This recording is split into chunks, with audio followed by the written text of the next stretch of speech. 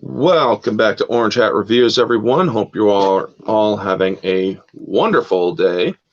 I got three people with me right now. The fourth is going to be coming. She's running a little late, Kiri. And we got Jane Theory and Candy Animations and Classic Comics with us. Each of you, why don't you all say hi? Hey, guys. Hello. Hello, everyone. And today we are going to be talking about Star Wars Episode 9 and an article from Screenrant that published that how Ben Solo didn't fall to the dark side. I mean, that's definitely a clickbait title if I ever heard one, but they try to use logic in this. And in my opinion, it's falling short. So basically what we're going to do, we're going to go through that article. We're going to get all the main stuff out of the way. I'm going to let each panelist have their take on what is being read and what they think of it. And then we're going to continue going through different chunks of it. And in like 8 minutes or so, Carrie will be in. And I'll let you guys, or then I'll let her in, and we'll cover what we already covered. We'll give her a brief recap and whatnot. So with that said, let me pull up the Screenrant article on my computer. I can't share screen, folks. Other people can share screens because they probably have the setup where I am only doing this from a Kindle, so I can't. But yeah, there's a Screenrant article. In fact, I'll actually put the Screenrant article in so you guys can actually see it too in the chat for everybody to take a look at this insanity. Oh, wait, I accidentally went to Twitter. All right.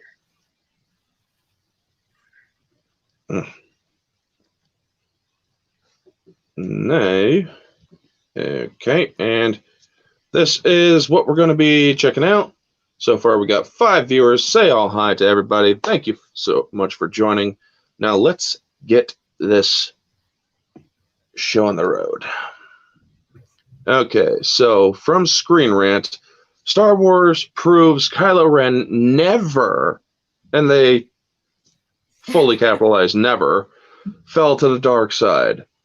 Star Wars has finally revealed, yes, Star Wars has finally revealed how Ben Solo became Kylo Ren. In the process, revealing that he never actually fell to the dark side at all. There was a person that actually, I'm going to give him a shout out because I said I would. It was on Twitter. His name is, let me just get to my things here. Brandon Shettle. He actually did a pretty good thing, or came up with a pretty good. So him killing his own father doesn't count as falling to the dark side. And honestly, dude, I think that was a pretty dark side move. How you doing, Happy? We got Happy Dinosaur in the chat. Hi, Happy. Hello. Hello there. So, no, they have to do all sorts of cartwheels to make this work. Oh, yes, they did. So let's see here. And it starts off so conclusive, so definitive. How you doing, Junebug?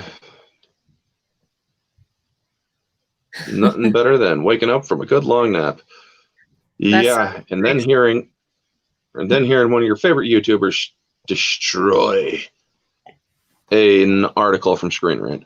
That article's title sounds like trash. Honestly, I can agree, Mongo. I can definitely agree. So let's get into it, shall we? Star Wars, perhaps unwittingly, proved that Kylo Ren never fell to the dark side at all. Although Kylo Ren considered himself the heir of Darth Vader's legacy, in truth, he never seemed committed to the dark side in the same way his grandfather was. Even in Star Wars The Force Awakens, Kylo Ren was portrayed as conflicted, aware of the pull of the light side of the Force. There's so much wrong in one paragraph. Yeah. He was conflicted. I will give them that. He was conflicted, but he sliced down an old man on a whim in the beginning of that movie. Like, let's be completely honest here, folks. He talked to a guy that knew who he was. He knew that guy, or the old guy, Loris Van Tekka, I think was his name. Or is it Loris San Tekka? Who cares? Anyway, it's the kind of Obi-Wan looking guy in Force Awakens, Episode 7. And he talks to Kylo, and he's like, I'll show you the dark side. You may try, but you can't deny what is your family. He's like, you're so right. And then he just slices him down. And it's like, that's dark. It was pretty committed, I would say. Yeah, that's committed. So let's continue a little bit here, because that's just the introductory of this. So that's not really a thing here. Charles Soule, let me check the StreamYard to see if Kiri has joined yet. Is in the background. Nope, she has not yet. How you doing, Soul Assassin? Hey, and Soul Mongo Assassin. And Happy. Good to see you guys. Now, let me get back to the thing here. I should just pull this damn thing up on my phone, but let's do it. All right, Charles Soule's The Rise of Kylo Ren. Oh, dear God, they actually named it that. They did. Has finally revealed how Ben Solo fell under sway of Supreme Leader Snoke. It's only 3 issues in, but the miniseries has already shown Ben Solo's fateful duel with Luke Skywalker, the destruction of the Jedi Temple, and his recruitment into the Knights of Ren. You mean him being given control over them. Surprisingly, though, the story has also confirmed that many Star Wars fans have suspected all along. Ben Solo never really fell to the dark side at all. Where Anakin Skywalker was seduced to the dark side, Ben Solo was instead trapped by it.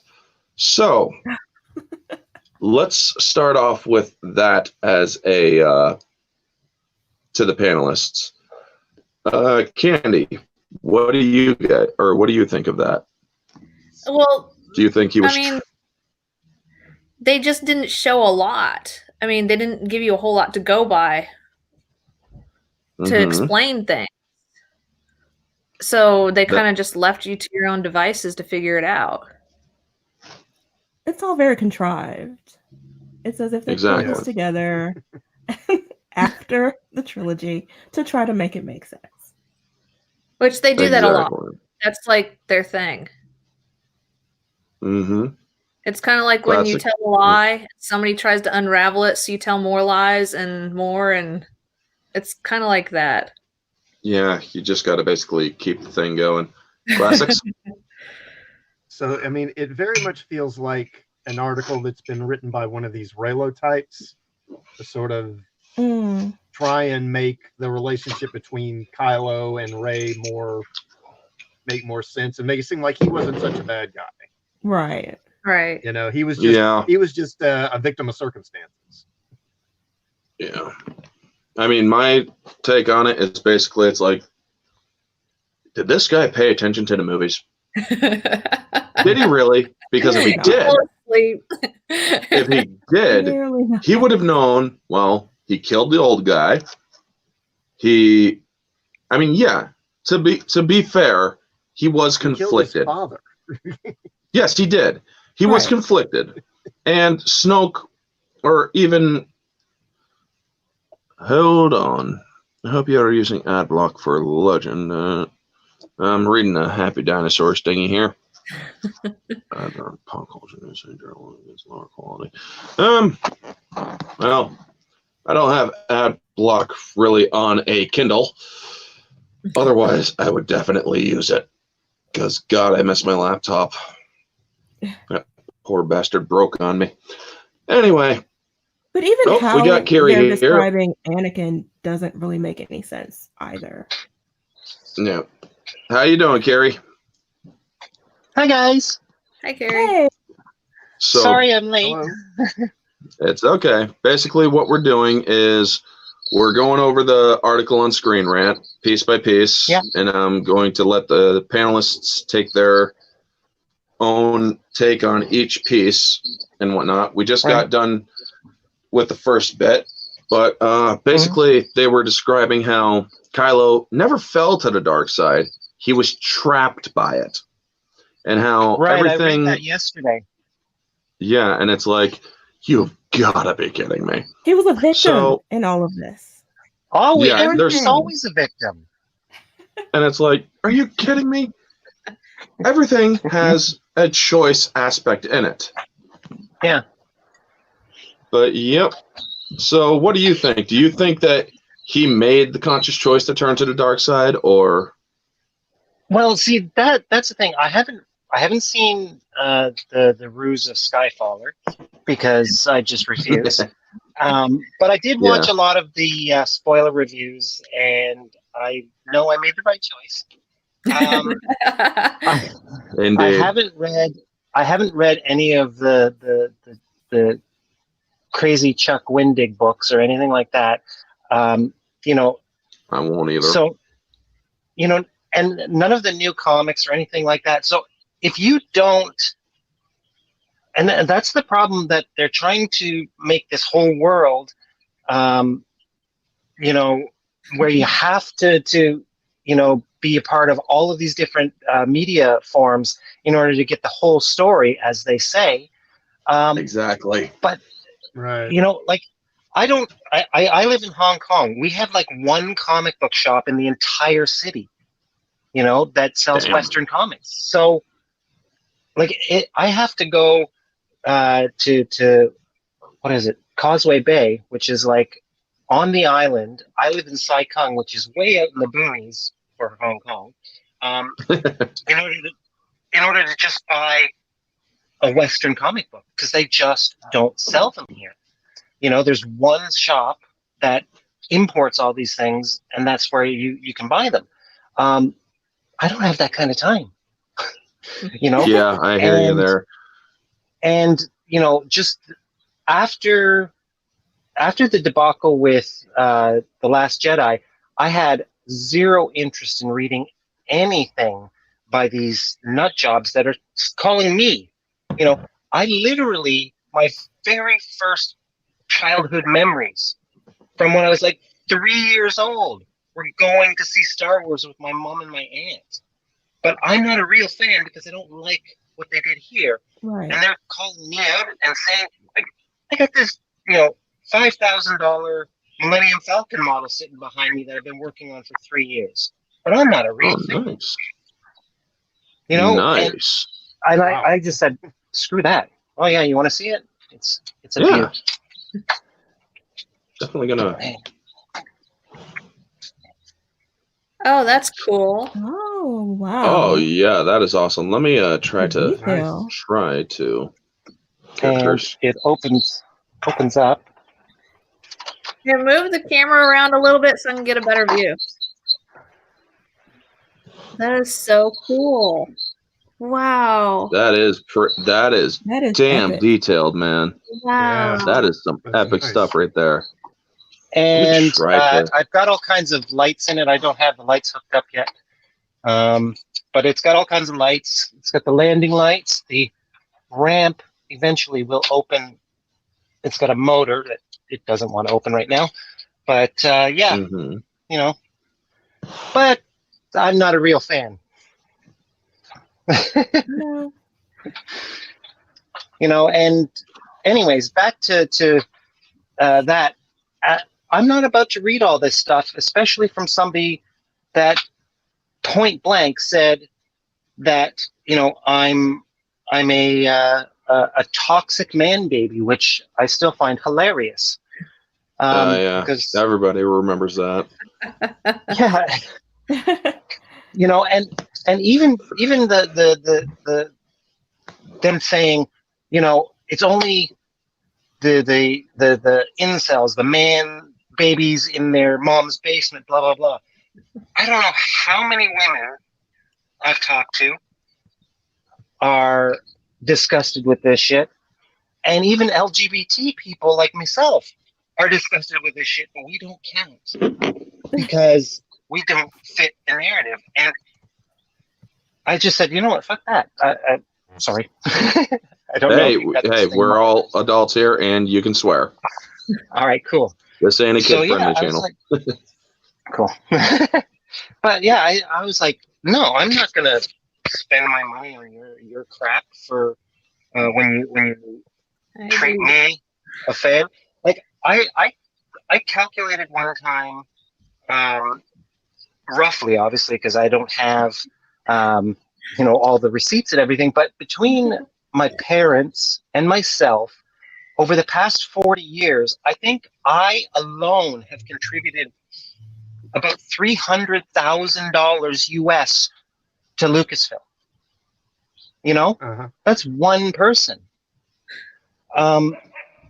So to be treated like that, no, it's not happening. Exactly. I was just talking to the people at my laser hair removal place because they're so good. They treat me like a part of their family, which is really rare in Hong Kong. And they were blown away at how much I was willing to promote them. And quick plug right here, Laser Cool. If you ever come to Hong Kong, you need to have laser hair removal. They're great guys. But yeah, I mean, good customer service, good products, happy customers. Treat your customers like shit, and they don't come back. I mean, look at Birds of Prey as a perfect example.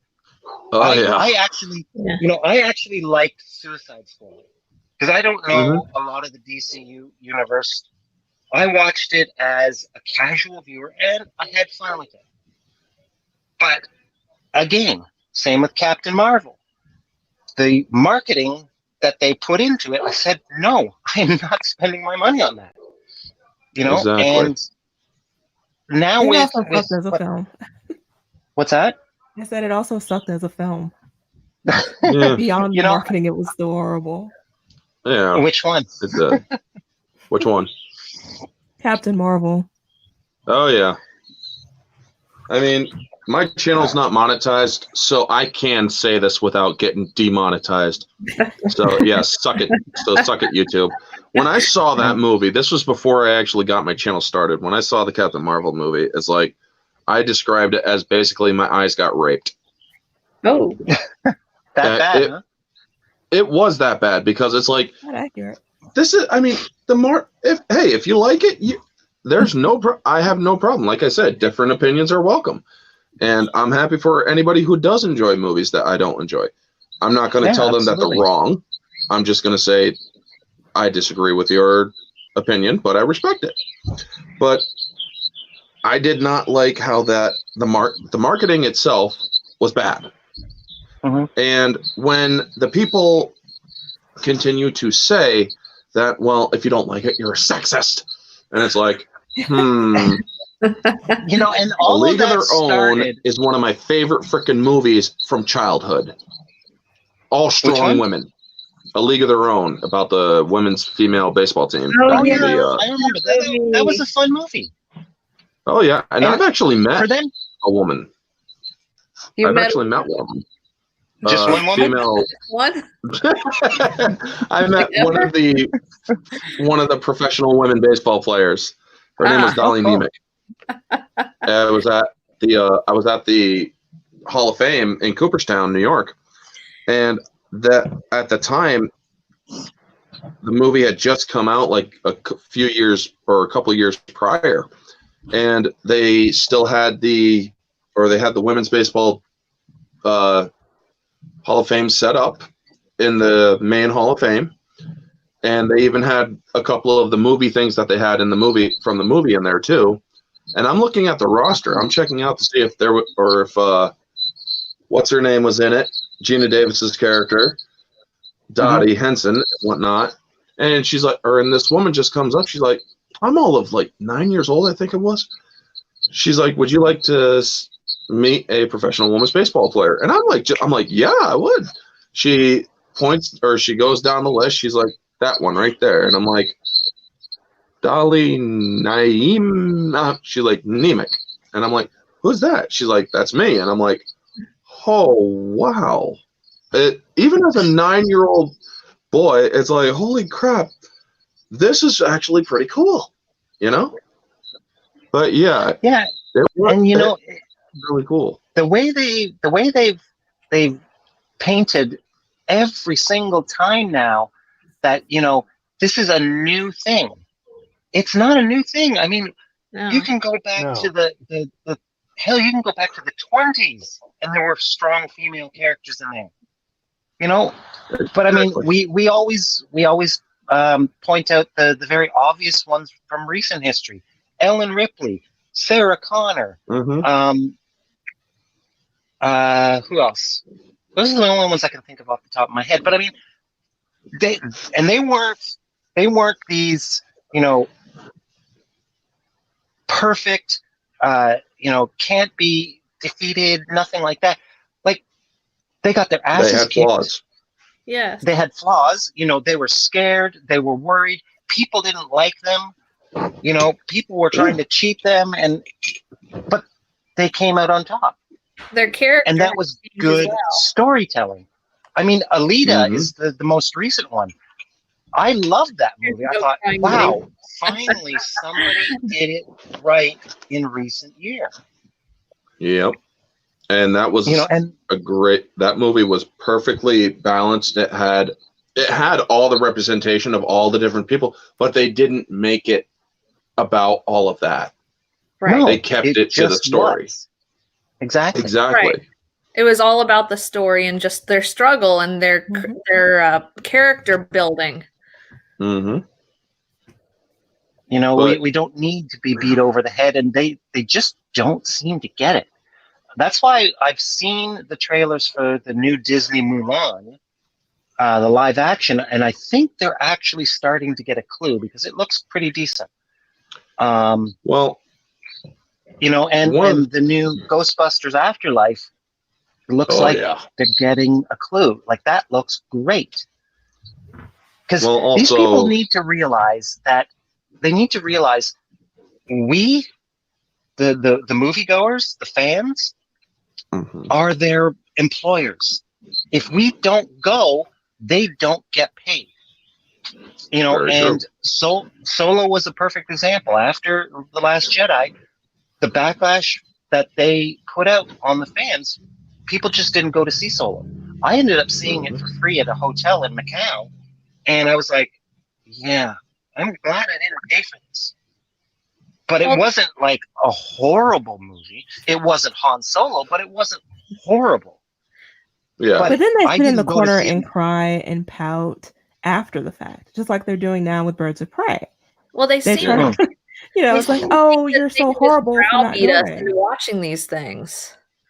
Yeah, like they I mean, it goes right back to the whole SJW entitlement thing. They seem to think we owe them our money. Yeah. And we owe them our praise because they made something. I'm sorry. I mean, at the end of the day, all art is subjective. And I just read an article not too long ago about this, where they were saying that art was objective. You can have objective elements in art, like technique, style, execution. But I can say, no, it's crap. And somebody else can say, it's the most amazing thing they've ever seen. And neither of us are wrong.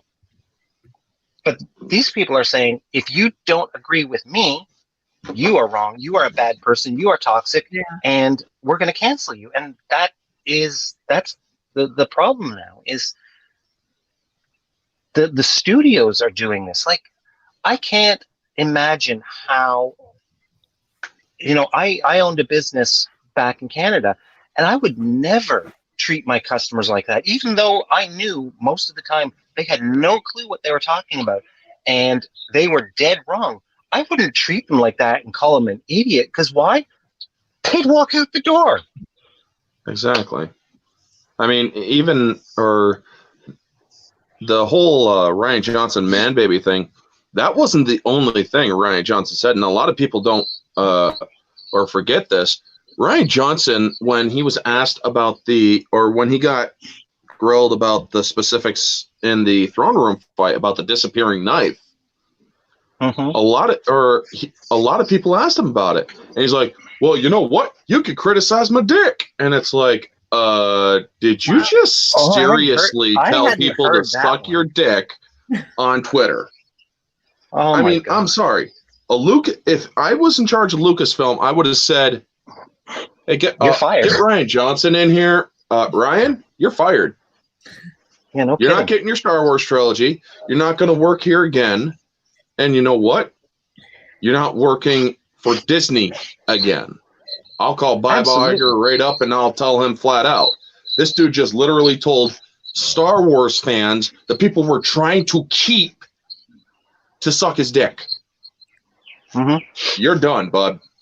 But yeah, but it's just like Kiri says. If you don't respect the people who are the ones that are going to put frickin' bread in your pocket, man, like Doomcock says, without respect, we reject. There we go. And absolutely right. He's absolutely right with that. It's a perfect frickin' thing. Because these people, it wasn't just Ryan Johnson. Pablo Hidalgo. And even Daisy Ridley herself got on the whole stupid train too. Oh, I think it's just, or Mary Sue is just a sexist term. It's like, dude, Mary Sue, well, Dudette, she's a female. It's like, Dudette, slow your roll, first off. Second off, your character is a fucking Mary Sue. You can't and the lift whole thing, that many rocks when you're just learning. Well, and that's the thing, like, when she did some of these crazy, amazing things in The Force Awakens, we could suspend our disbelief because we knew there were 2 more movies coming that would hopefully, we was expecting that it would explain how she has these amazing powers. Maybe she was a Jedi Master and she lost her memory and, she's slowly getting it back as she goes out there. But, she has she lives on a desert world all by herself from childhood. And, that part right there, when they introduced her, you could see the loneliness and all that. And then she wanted to stay there because she was waiting for her parents. And then all of a sudden, Finn shows up and they become best friends. And she trusts him, and we've already seen that the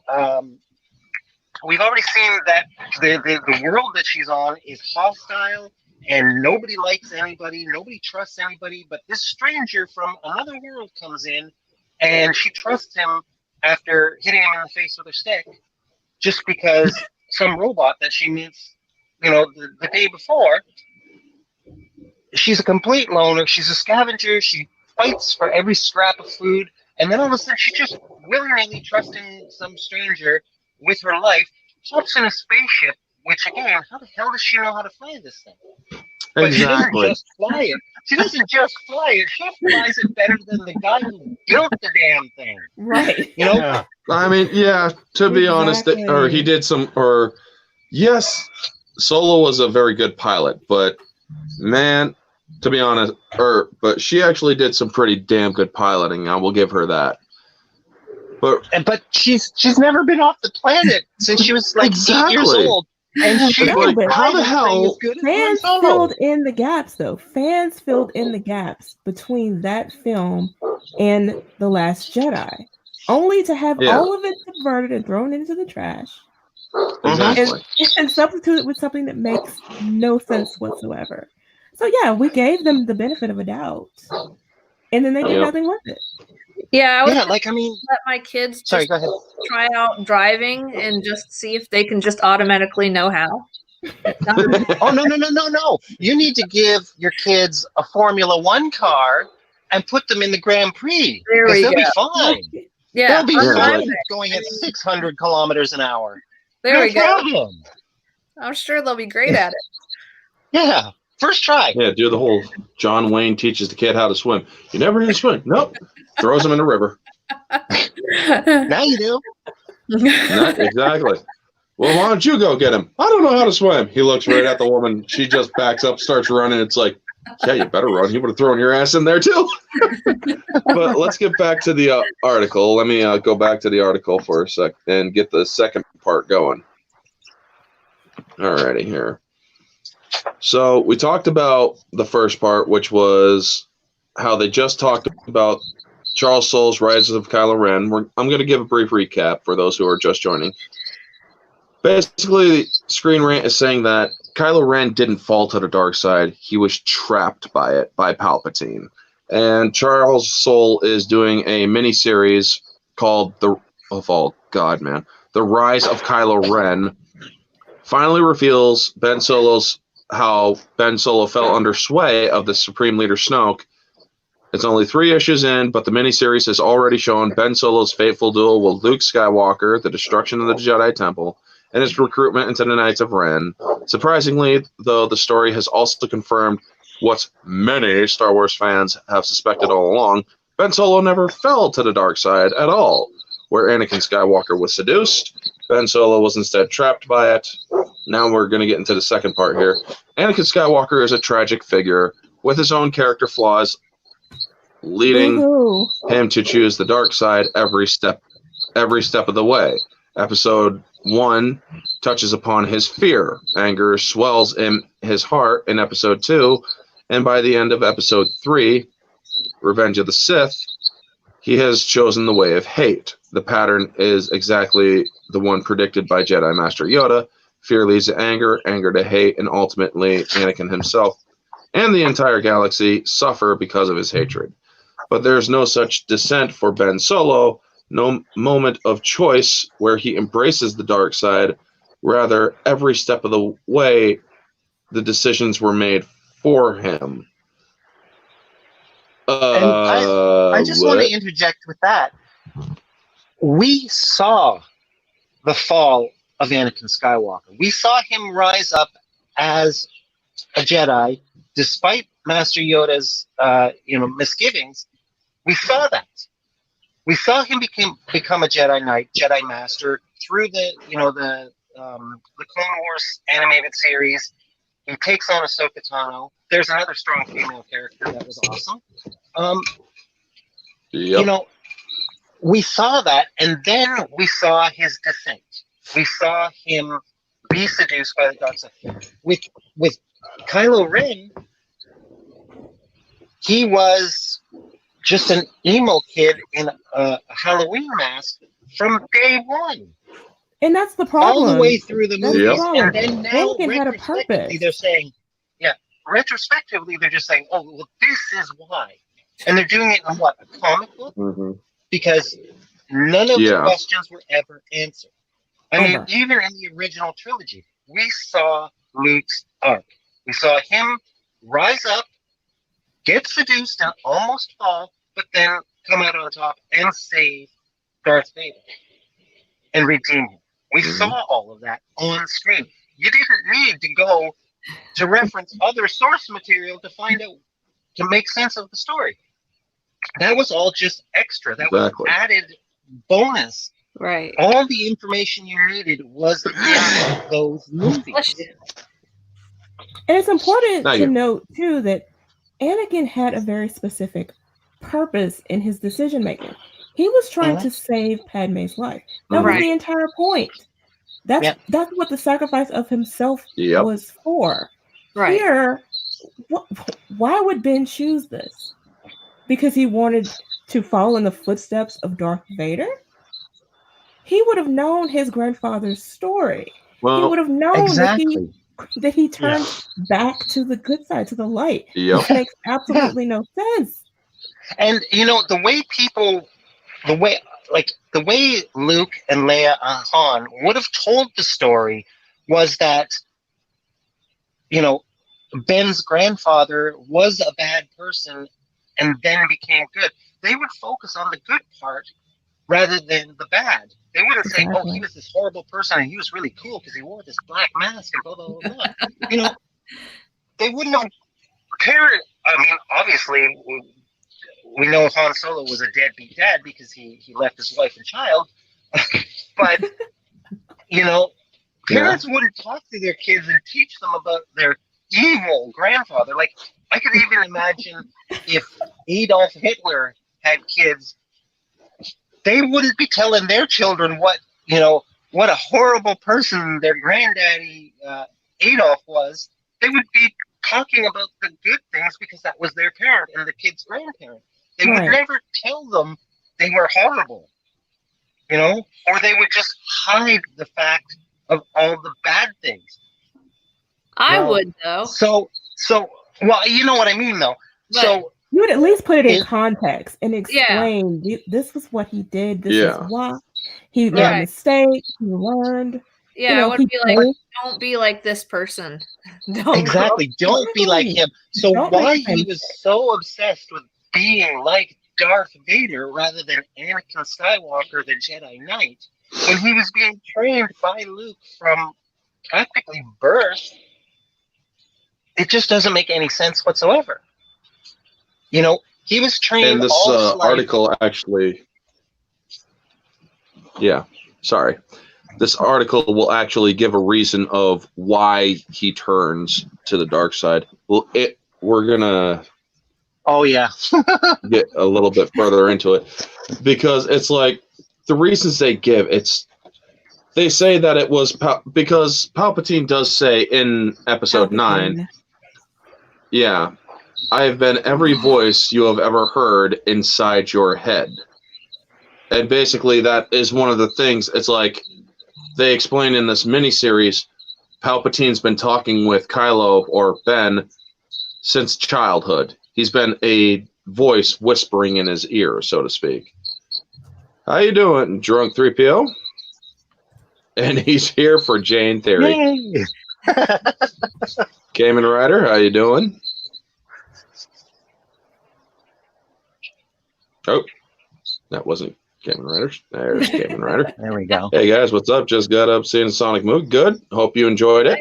We're talking about the Screenrant article that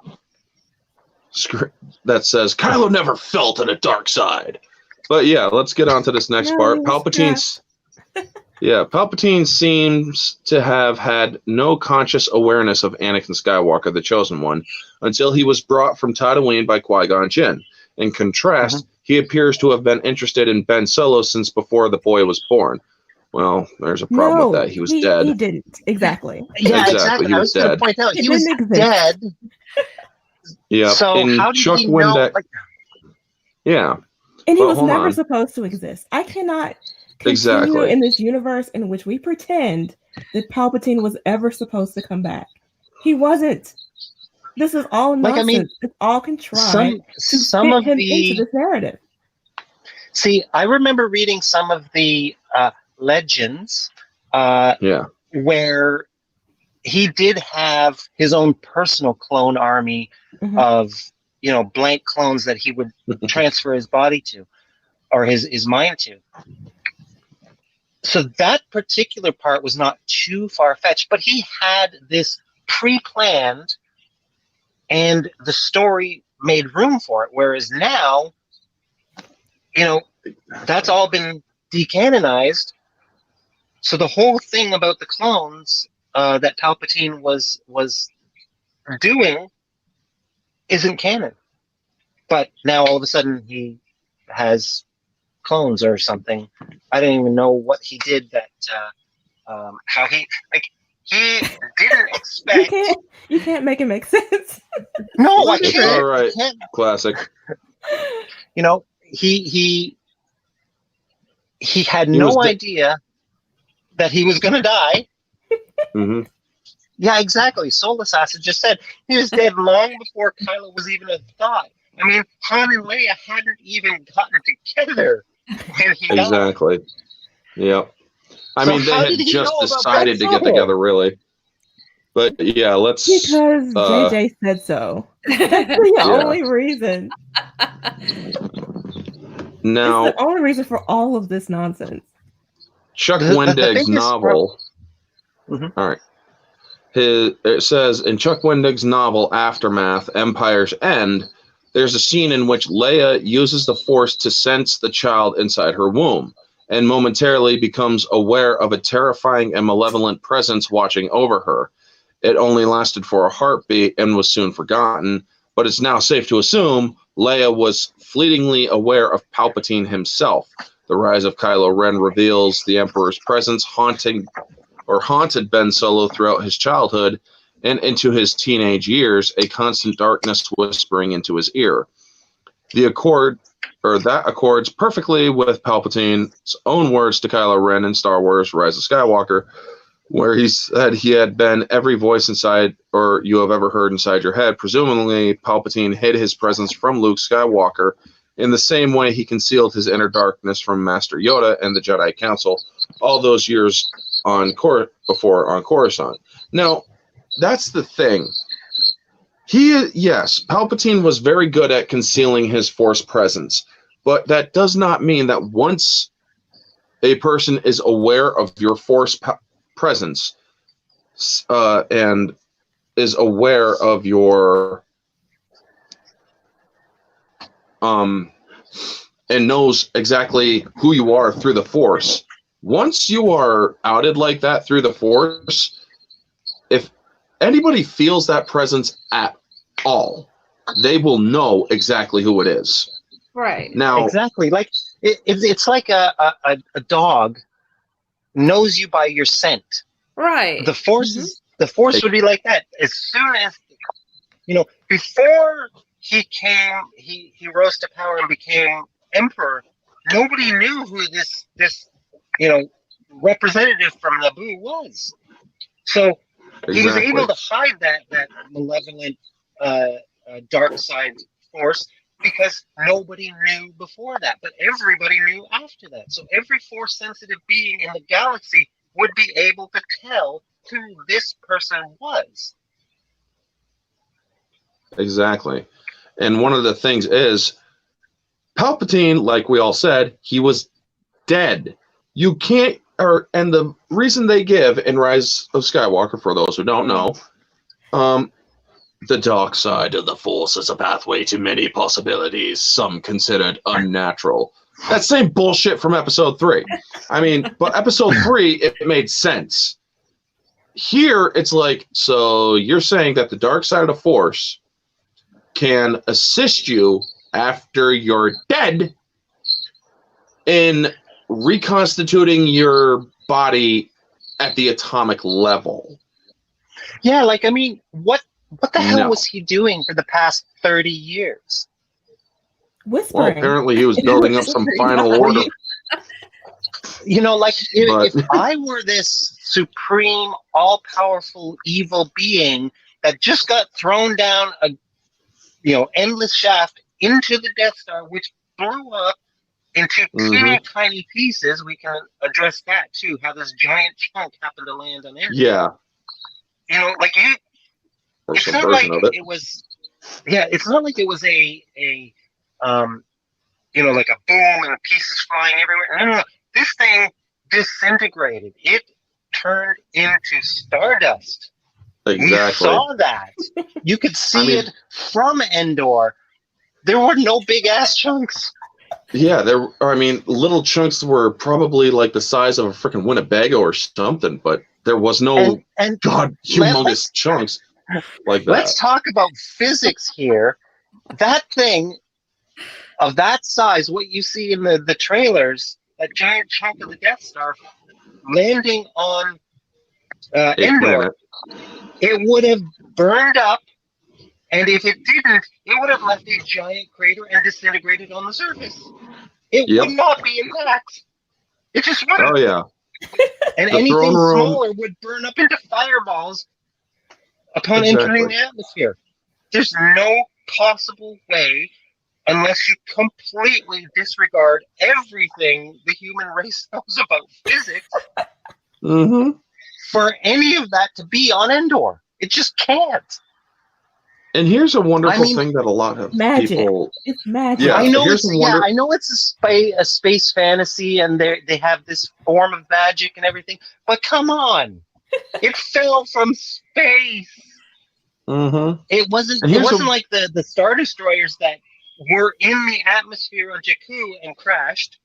It fell from space. Mm-hmm. Sorry, now, here's the thing that a lot.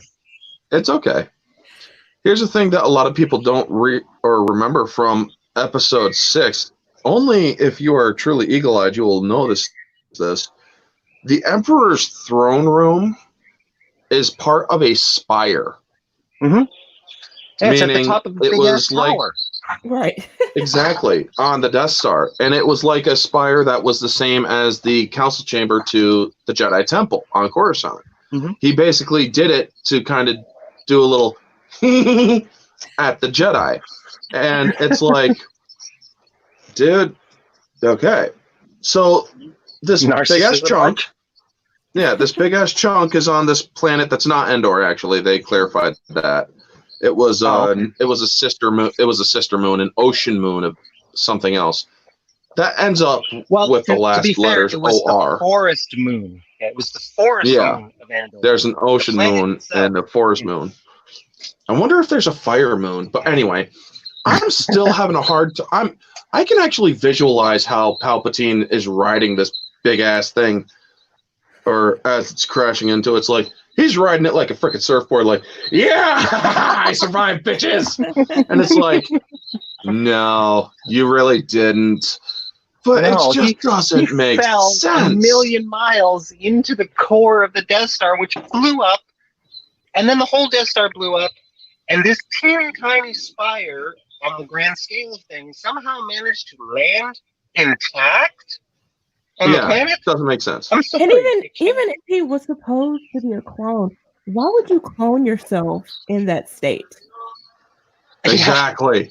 Exactly. There is another good point, folks. If I was going to clone myself and take over the clone body, I would do it 25 years ago when I was young and healthy. In prime, yeah, in your prime. Yeah. You wouldn't freaking look like a goddamn zombified. I'm the Walking Dead Palpatine, people. It's like no. I mean, just no. It's like the Joker from freaking Dark Knight. No. It's oh my god, it was just so bad when it's like, and then he gives that bullshit reason, and I'm like, no, enough of that. Go away, Palpatine, you're drunk. But hey, man. But continuing on, it's oh my god, it was just so freaking bad. This article has just lost all sense of idiocies. Finally, the moment came, and Palpatine purposely orchestrated the fateful duel between Ben Solo and his uncle Luke. The rise of Kylo Ren makes it abundantly clear Palpatine's dark presence was at Ben's side that night when Luke entered his nephew's room to watch over him. Although it's not officially stated, the comic strongly implies Palpatine chose to let the mask slip, allowing Luke to sense the infinite evil of the Dark Lord of the Sith himself. Little wonder Luke reacted on instinct, suddenly aware of infinite darkness and believing it to be Ben himself. That doesn't make sense. It was probably Palpatine himself who stirred Ben at the moment, and the boy defended himself, goaded into action by the Emperor's words.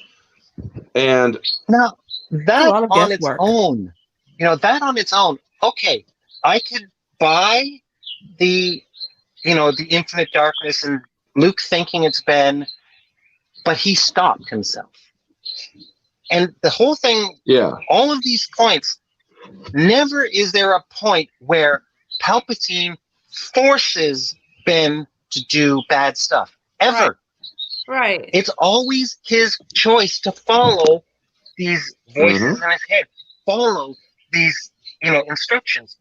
Follow in his grandfather's footsteps. He made those choices.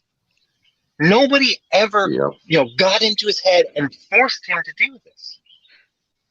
It's the Force. So to say that he never fell to the dark side, he was a victim of it. Sorry, it just doesn't jive. And you have to suspend It sounds belief like when one of for my kids Luke is like, to even do I something didn't like do that. this. This person made me do it, Mom. I mean, Yeah, I don't Yeah. believe them when they tell me that. Why would I believe this either?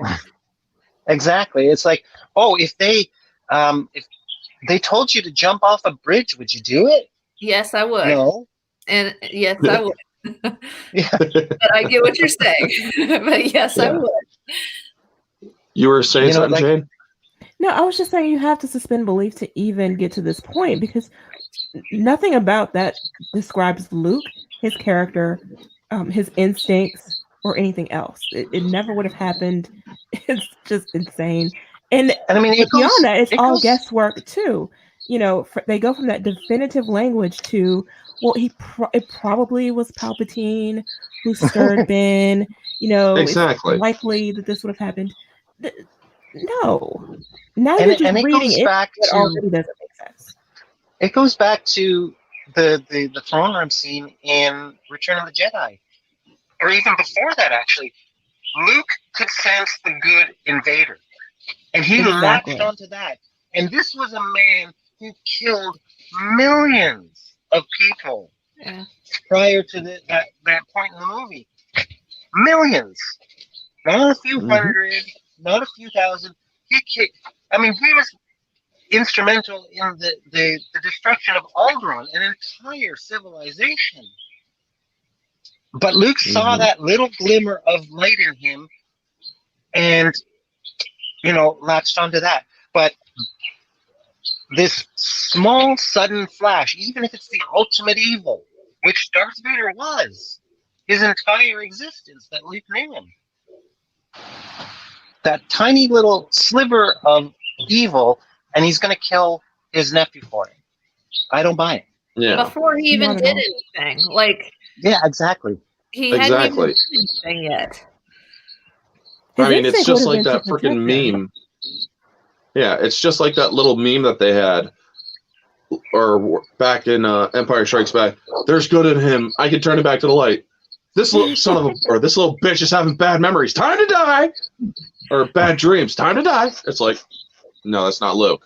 But also, Or it again, could- or back to from my what kids, I'll be like, you know what? You're gonna do something bad later, so I'm just gonna ground you now. I mean, exactly. like that. But going to what Kiri said, Luke could sense the good in his father. He found it, he sensed it, and whatnot. He could feel the conflict in him. That shows and gives you an idea of how powerful Luke's force perceptions are. How much he can, or what he can sense in the force. I mean, And that was then. even if he So sensed he was even more infinite powerful now. darkness. That was 30 years ago when he was still learning. Right. Exactly. And when you're telling me that if Palpatine let the mask down, I'm sorry, I would, if I was Luke, it would have been Palpatine, or he would have immediately known it was Palpatine. Right. He there. would have been, there is no chance he is still alive. But if he is trying to attempt to take my nephew, I will protect him. Right. He wouldn't have Exactly. reacted in that way. He would have said, or he would have drawn his lightsaber, sure, because he just sensed a massive surge of evil. But it wouldn't, or he wouldn't have been, or brought it up against his nephew. He would have been turning around looking for that evil. Now, also, Palpatine is supposedly on Exegol, that Sith planet. He's doing all this shit from a freaking half a universe away. The last person, and this is from Legends, because I delve very deeply into Legends. The only other person that I know that could do force possession from a universe away, or from half the universe away, is the original Sith Emperor Darth Vitiate. This guy was not just possessing one person, he was possessing a planet's population to do his bidding. And then he wiped out the planet and fed off of it to feed his immortality. Something that Palpatine himself was interested in, but never got to. Haha. Anyway. But it's like, dude, okay, if you're that powerful, if you're freaking able to possess a kid, if you're trying to, it just doesn't make sense. Oh, there's nothing about it that made sense because freaking Luke would have been able to sense him. Yeah, and I mean, he's been in the Emperor's presence, so he would recognize that Force signature instantly. Exactly. Because something that powerful, that evil, you would never, ever forget. Yep. And you know, now we're going to get on to the whole destruction of the Jedi Temple, or Luke's Jedi Temple, and you guys are going to love this. All right, with Luke's that lightsaber, sounds like it would have been a much better story. Yeah, with Luke Skywalker supposedly slain, the entire galaxy believes Ben Solo then turned on the Jedi and destroyed the temple, slaughtering all Luke's students. I mean, that's what everybody thought when they saw the movies. Star Wars Force Awakens intends this to parallel the sacking of Coruscant's Jedi Temple in Episode 3.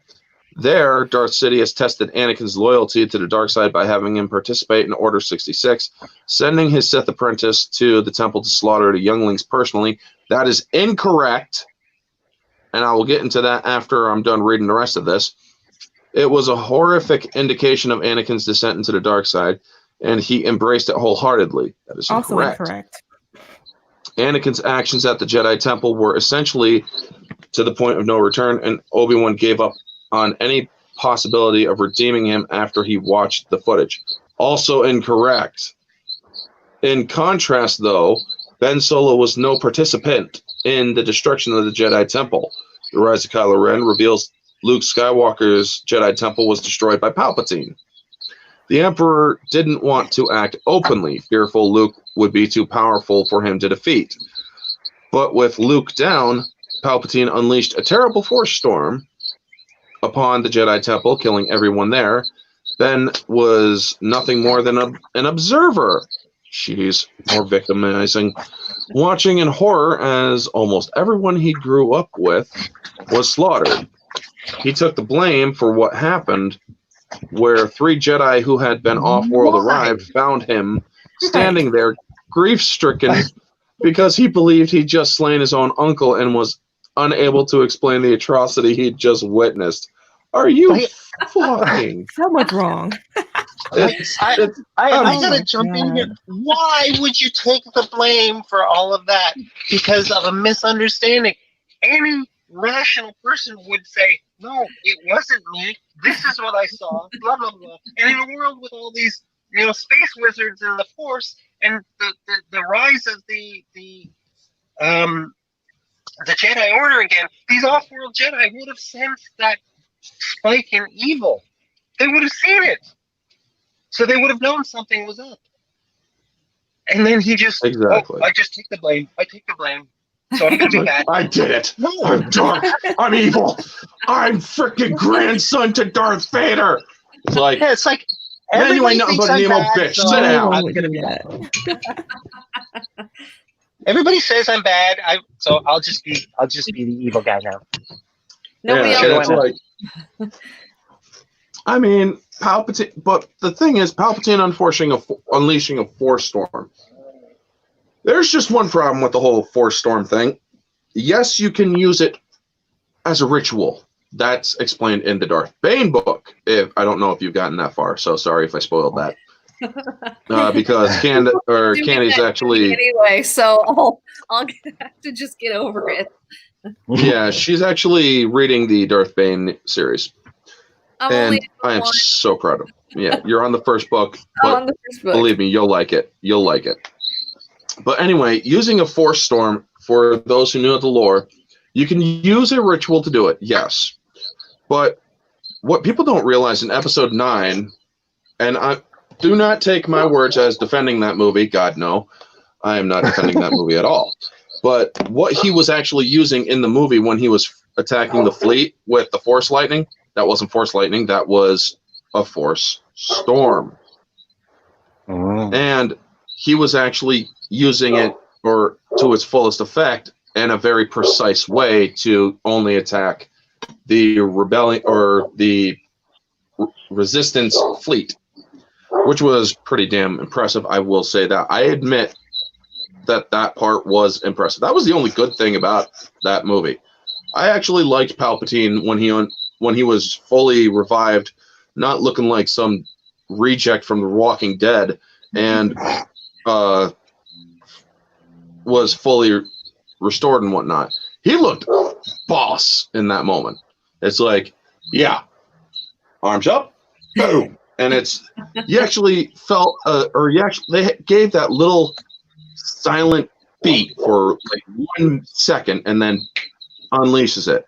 I will say that is a good thing that I actually enjoyed watching in Episode 9. The rest of the movie, I mean, that they can fly now. Kind of. They fly now. Oh God, no! But him to unleash a force, storm when he's disembodied and on the other side of the fucking galaxy, it's like, cue the Joker. No. It's like, I'm sorry, that's just not how cue freaking Han Solo from The Force Awakens. That's not how the Force works. Exactly. It's not. It's like, oh my God. Also, why the hell was Finn freaking finally Force sensitive? But we'll get into that after we're done further ripping this thing to shreds, because we're about to head into the next one. The death of Han Solo. There's a striking contrast between Anakin Skywalker and Ben Solo. They've already said that a bunch of times. Palpatine deliberately provided Anakin with... before we actually do, let's get into the... I do want to actually touch on the incorrect statements made in the whole thing earlier in the previous part, where they're saying that he was sent to kill just the younglings personally. It's like, if anybody reads the book, Episode 3, he did not go there strictly to kill the younglings. I mean, you see him walking through the hallways with his entourage. He was there to kill everybody. The younglings just happened to be there, And the thing is, he was still new to the dark side, and even in The Rise of Darth Vader, which is sadly Legends now, but he actually describes the whole thing as he didn't have to kill Palpatine's musing to himself, he didn't have to kill the younglings, but it's kind of good that he did, because that way Padme would never go back to him. I mean, I was going to plan on killing that bitch anyway, but yeah, he ended up doing it himself. But the thing is, he did not go there with the sole intention of killing the younglings. He could have easily let the clones do that. Mm-hmm. He could have easily let them do that, and it would have made not a damn difference. But in the book, Rise of Darth Vader, Dark Lord, it says, or he remembers that moment, and the dark side whispering to him, "They're only orphans. Exactly. Nobody cares. You're better off dead." How you doing, Rosetta? And gosh, why did I not get an invite? You did get an invite. You never said anything or you never said that you wanted to get in. But now that part is out or covered, let's get back to the whole death of Han Solo thing. There was a striking contrast. I already read that. Palpatine deliberately provided Anakin with countless moments where he could choose good or evil. The soon-to-be Emperor had stacked the odds in favor of the dark side. Masterfully, I might add. But there was a choice nonetheless. But Kylo Ren's decisions were made almost by default. No, they weren't. And he was forced down the path Darth Sidious had chosen for him. No, he wasn't. No. His first real moment of choice appears to have come in The Force Awakens when he's confronted by his father. According to Rise of Skywalker Visual Dictionary, Palpatine intended Han's death to parallel Sorry, folks.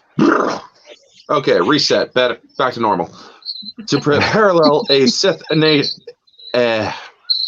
initiation ritual where a would-be apprentice sacrifices someone who matters to them in order to bind themselves to the dark side. That sounds a lot like the Sithari prophecy. It's quite striking that all these years after Ben Solo had become his agent, the Emperor still felt a need for an initiation ritual. Well, at least the guy actually calls out the weirdness, but Han Solo sabotaged it. Get this, folks. It's safe to assume the Sith ritual required the willing or the unwilling sacrifice. It's safe to assume that based on what exactly? Yeah, an act of violence that would see the Sith apprentice abandon their conscience and commit an act of unspeakable evil they could never come back or go back from. Instead, Han seems to embrace his death, willing to offer his own life if it would ease his son's pain. That is the exact opposite of what happened. It's true that this act of patricide was still an act of darkness, but Han's choice essentially corrupted it by adding an intrinsic element of love. Oh, cue the violence. No. In Rise of Skywalker, Ben Solo reimagined the conversation, as everybody knows.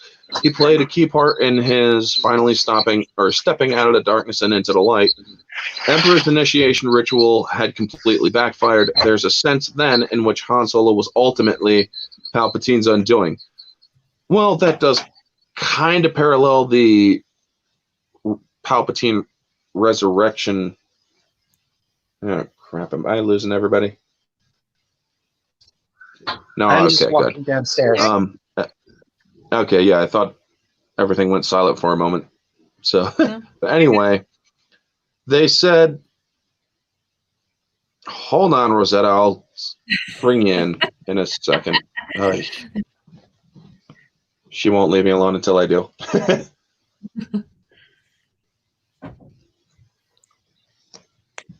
But yeah,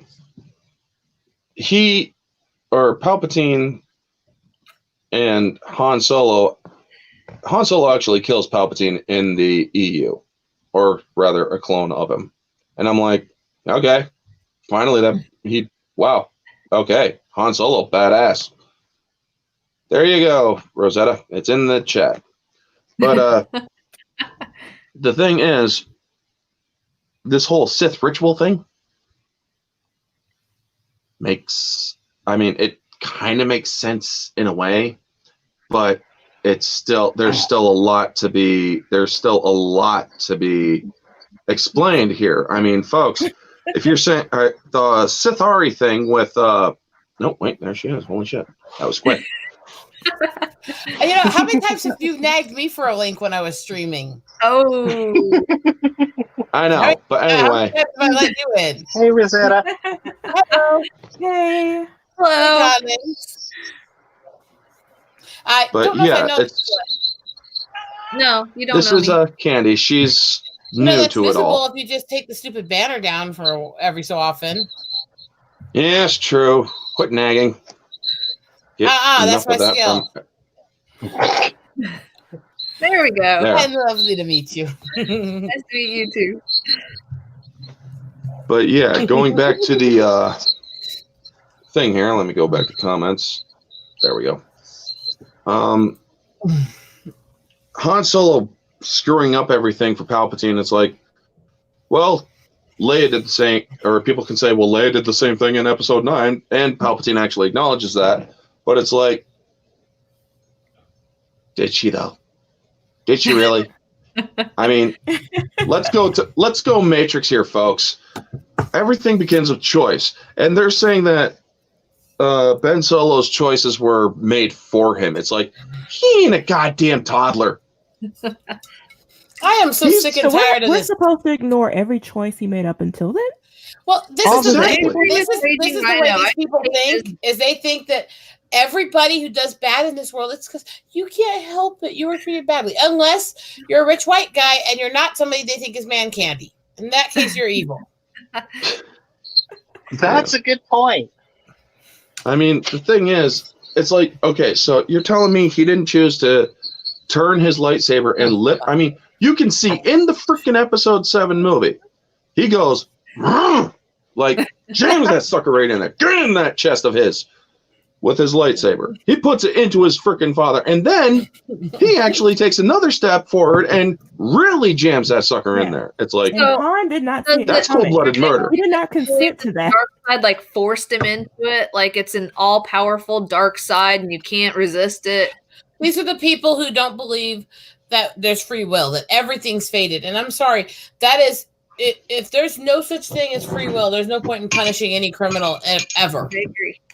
I agree. Now, one moment, I have to nag my husband to make me some tea because I just ran out.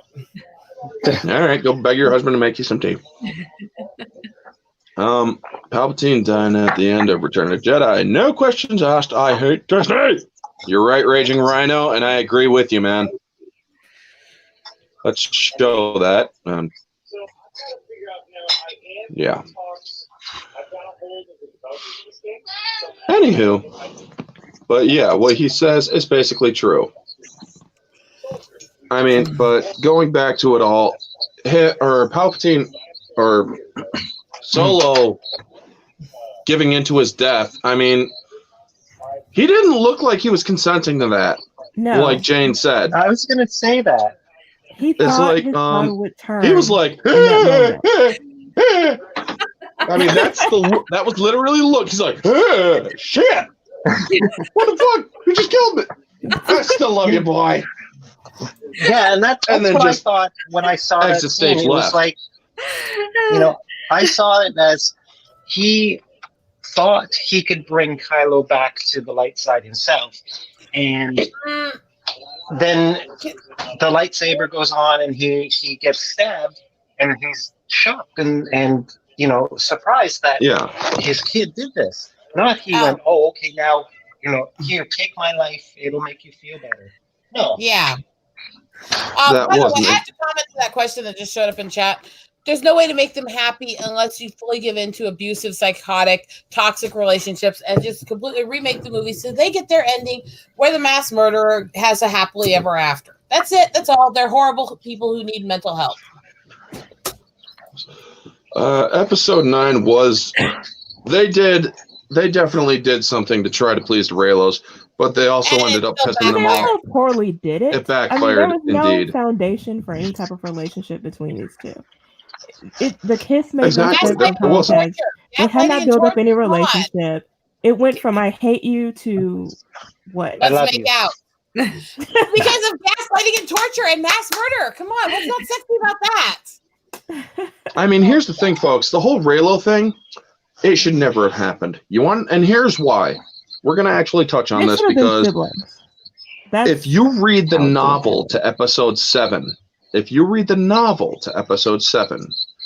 and you read the part where Kylo's reaching into her head to try to get that information, it is described as a violation. He's literally raping her mind. Wow. So, yeah, if you guys really want to get into the deep and gritty and dirty stuff, he's basically unconsensually raping her mind. And it's described like that in the novel. So, yeah, to all you Reylos out there, the ones that are the Reylo freaks, as I call those ones, because these are the ones that were putting all over Twitter the freaking artwork of I'm mentally unable to eat, shit like that. The hate threats. Yeah. They did some nasty freaking artwork, and it's like, you were the guys that these idiots were trying to appease. I hope you're fucking happy, Disney.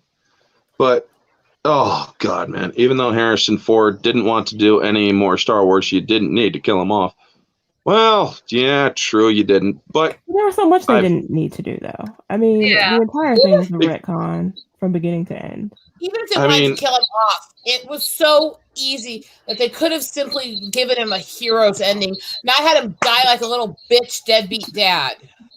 Yeah, they completely disrespected the original thing. The character like shit. They cucked it like shit. Let's be honest. It wasn't even him. It was like it was a different character. It wasn't the same guy. No. Like I said, they turned him into a cuck. Which they're doing to every white male that came from these classic storylines. Mm-hmm. All the white males turn into horrible, pathetic, wimpy characters that everybody hates. And that way, the new women can come in and save the day. All right, let's get to this last bit from the article. Ben Solo never truly fell to the dark side of the Force. Instead, he was imprisoned by it, trapped by the Emperor's schemes. The idea is implicit in Star Wars The Force Awakens, where Kylo Ren sensed the truth in Han's words when he declared Snoke would use him and cast him aside. It's too late, he answered, suggesting he would choose the light if he felt able to. And it's there in Star Wars Rise of Skywalker when Kylo Ren told Rey to surrender to the dark side, unwittingly hinting at the relationship he himself had with it, one of conquest and defeat rather than conscious choice. This is such bullshit. That is not importantly. Exactly. Importantly, not really. This reframes the end of Ben Solo's story because isn't a man of darkness redeemed like his grandfather? Rather, he is a prisoner who is freed by the faith of his parents and the woman who loved him. Oh my God, I'm about to puke. And who sacrificed himself to free the galaxy and give Rey the gift of life of freedom. It's like, God, I cannot listen to that shit. No. Does any of this even make sense at all? No, it doesn't. No. It doesn't. No, it really doesn't. As if she's downloaded. You know, Reylos really are a mental condition, and they're a version of the whole Stockholm thing combined with the women that are obsessed with serial killers. Yeah. I mean, that's the thing, folks. I'm dead serious. They should never have a piece to the whole thing. Like, it's okay if you do this, like, no problem. Like, Reylos are the embodiment of Jodie Foster as a new generation. Carrie must have been dropped out for a second. Sorry, didn't. Dang, I'm back. Sorry. Yeah, sorry about that. Didn't see that you got knocked back there for a second. No problem. Who's in private chat? It dropped. Okay. Anywho. It's like they're trying to rewrite Palpatine into every single aspect of this story when he was never there. Right. That is the point that exactly. That is the point that this whole thing was making. It's basically they didn't have any conscious idea of what to do with this trilogy. Unlike what George Lucas did with his prequel and his original trilogy, he had an idea of the story. He executed it in 3 movies. He knew what he wanted. He did it. It worked. Then comes Disney. Yeah, we're going to start, or we could use this perfectly brilliant works for our treatments that George Lucas just sold us for $1.5 billion. And poop on it. This is some great shit. Oh my God. Throw it in the trash. Who cares? We're going to do our own fucking thing. Yeah. And we're going to do this, and then we're going to give somebody else the thing, and they can do whatever the fuck they want. And then, oh, fuck, he fucked it up. Okay. And the worst, the guy that did the other one. Burn it to the ground. Come back here. Just burn it all to the ground. Of what would have been a better villain than what we got. Say what? I just gave you a screenshot of what would have been a better villain than what we got. Say hello. All right, hold on.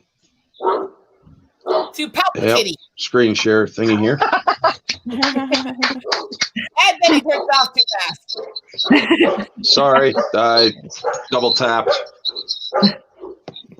Is it back up? No. No. There we go. Palpatine. There we go. There you go. Love it. Yeah, that would have been better. I mean, anything would have been better. That's my cat. Yeah. And I have an image that you gave me of her that's got her the full Darth Lord face and the full body thing I'm going to be doing a drawing of. Whose dog is barking? Oh, it's my neighbor's. It barks all day, all night, and I want to kill it. Those are as weird as. You're absolutely right. I mean, there are. I'm going to say this. What Raging Rhino says here, man, he's not wrong. He's not. He's not wrong at all. But here's the Touched in the thing. head. Weird is not the word I would use. Touched in the head is a good That's word. a watered down word right there. Here's the thing, though. There are some Raylos. I know a couple Raylos who are actually level-headed, who they like the concept. They like the concept of it. They like their own little headcanon kind of thing. And I'm like, you know what? Hey, difference of opinion. Like I said, they're all welcome. They like what could have been if it had been better written.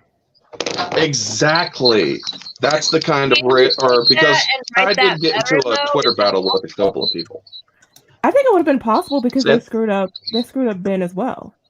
I mean, they screwed up Kylo. Yeah, they did. Luke, the entire relationship, all of it. Well, these kinds of ships, there's so many good examples of the protagonist falling in love with the antagonist in anime, and they do it all the time, and they do it well.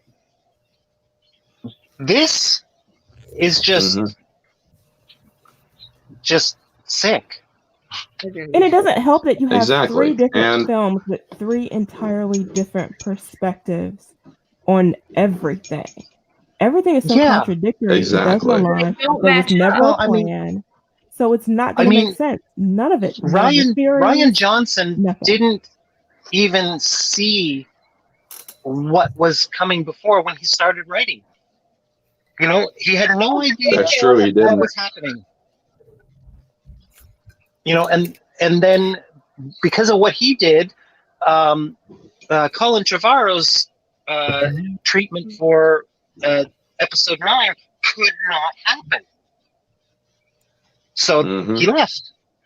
Yeah. And it's like, no, they kicked his ass out from what I heard. Well, I mean, creative differences can mean pretty much anything. Yeah. But he did confirm that as of the creation of episode 9, Palpatine was never supposed to be a part of it. No, and Luke was supposed to be alive. That far in the series, he was still never supposed to be a part of it. Because Snoke wasn't supposed to die. Exactly. And he died like a little bitch. Exactly. It's like, dude, you could if somebody as powerful as Snoke, because here's the thing. I remember some of the early theories and some of the story treatments and this and that from Snoke's background. Snoke was originally in the unknown regions, and Palpatine was aware of him even during Return of the Jedi. And it's like, and here's the thing. Everybody says, well, if he never turned to the dark side and this and that, it's like, here's one way of telling that you can always tell that he was conflicted. Because to be fair, again, he was conflicted all the way through. Yes, he embraced the dark side. Yes, he embraced his anger. But if you really want to tell whether or not he did embrace it or not, eyes are the shadow to the soul, people. If he was truly giving into the dark side and immersing himself into the dark side, his eyes would have been Sith eyes, would have gone. I was going to point that out, yeah. Also, look at Snoke's eyes. What color were they? Blue, I think. Yeah. He never gave into the dark side. It's like, yeah, he may be able to bounce freaking force lightning off his polished floor like a goddamn basketball, but, I mean, that was the only cool thing that I saw him do, except for treating Rey like a little, or like a twit little child, where she tries grabbing the lightsaber, flick it around, smack her in the head, bring it on back. You're not dealing with somebody that's going to freaking treat you nice, kid. He's going to be, or I did, the one thing that I liked in episode 8, I will say this, I actually liked one thing in episode 8. That was the throne room pre-fight sequence where she was brought before Snoke and he was really revealing his villainous thing. He's like, now you're going to tell me everything I want to know and then I'm going to kill you with the cruelest stroke. It's like, I like this guy. Somebody get me his number because I want to talk with him. Because it's like, exactly. Well, I do kind of get that way. But the thing is, Snoke was actually a good villain at that point. And also when he was berating freaking Ben Solo earlier in the film, take that ridiculous thing off. And he's like, all right, there we are. Yeah, I hated that part. It didn't make any sense either. I mean, when he actually berated him, he's like, yeah, I killed Han Solo. When the time came, I didn't hesitate. And look at you. That deed split your spirit to the bone. He could easily read through Kylo like a fucking open book. This was the good part of Snoke. This was the good things that people can like about Snoke. He was showing exactly the wisdom that freaking Palpatine showed on Vader in the book Rise of Darth Vader. He was reading straight through. He was sick and tired of the bullshit nonsense. Reading a little bitch is not the same as reading freaking Vader. True, but don't take it as me defending these movies. By no stretch am I. They had good parts in it. It doesn't mean the movie was good. Right. I'm not going to say that the entire movie was bad. It's not. As much as I do not like The Last Jedi, it still had a couple of appealing points to me subjectively.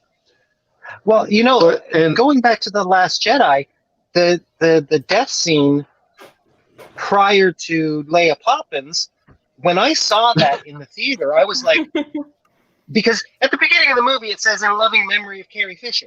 So they had already made it after she died. Everything was done and in the can. So when I saw that, I was like, oh, this is how they're going to send her off. Wow, that's cool. She gets thrown. And then she freaking opens her eyes and flies back into the ship in space. And it's like, oh, the one good scene up to that point that I was like, wow, this is great. A really heart-wrenching send-off to a beloved character, and then you just throw it out the window. Literally. Exactly. And, I mean, the way I saw it was a weird pseudo version of a force pull, where she was literally pulling herself back to the ship. Now, I'm like, I thought she didn't have any training, because at this point, we didn't know that she was trained. At this point, we did not know that she was trained as a Jedi. It's like, the power she is displaying right now requires a shitload of training. I mean, she's not yes, in episode 7, we see that she can sense certain things happening. She sensed the death of her husband. She sensed the shift or the conflict within her son and whatnot. So we know that she can feel the Force. She obviously, that was set up in episode 6. Apparently she can resurrect herself, because she was dead. There was no way she was not dead in that moment. Right. I want to ask a question here on this effect. Because she supposedly knew all this stuff. She could feel all this stuff. She knew that her son hated her ex-husband, I guess they played as husband. Why would they never really specified? They made it act like they were separate and then not, and it was really weird how they played it off. But either way, why would she send him to go get him, knowing that he cared enough about her, he was less likely to do something? It's because she couldn't face her, or apparently she needed to coordinate all the other crap. But, no. It but saving her own son isn't important enough. No. It doesn't make sense. No. Don't send him out there knowing he's more likely to do something to him than you. Right. That doesn't make a fucking bit of sense. And it means that she's putting not just Han as less important, but Ben, because he's less likely to reach him than she was. I mean, she could just force ghost herself there, apparently. So why did she do that? Yeah, true. I mean, that was another thing that was a bit of a stretch. Hold on one second, Carrie. That was another thing that was a bit of a stretch in episode 9, was where Ben Solo, Leia, and whatnot, they fade at the same time. Her body was still corporeal after she died to get her son back to the light. But then, right when he dies, she discorporeates. She disappears. She fades and becomes one with the Force. It's like, there's only one instance of that ever happening in the Legends EU. And that was with Mara Jade. when she was killed by Jason Solo. I still think the perfect ending. Jason shanks him through the fucking head for stealing a story, and then kills everybody else.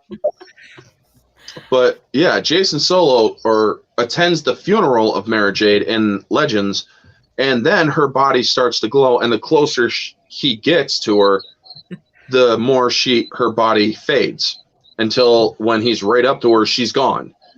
That was basically Mara trying to reach out through the Force as much as she can to give them a warning. This is the motherfucker that just killed me, and there's no chance in hell I'm going to let him touch me again. Now, Leia suddenly becoming one with the Force right when her son does, that doesn't make sense. Yeah.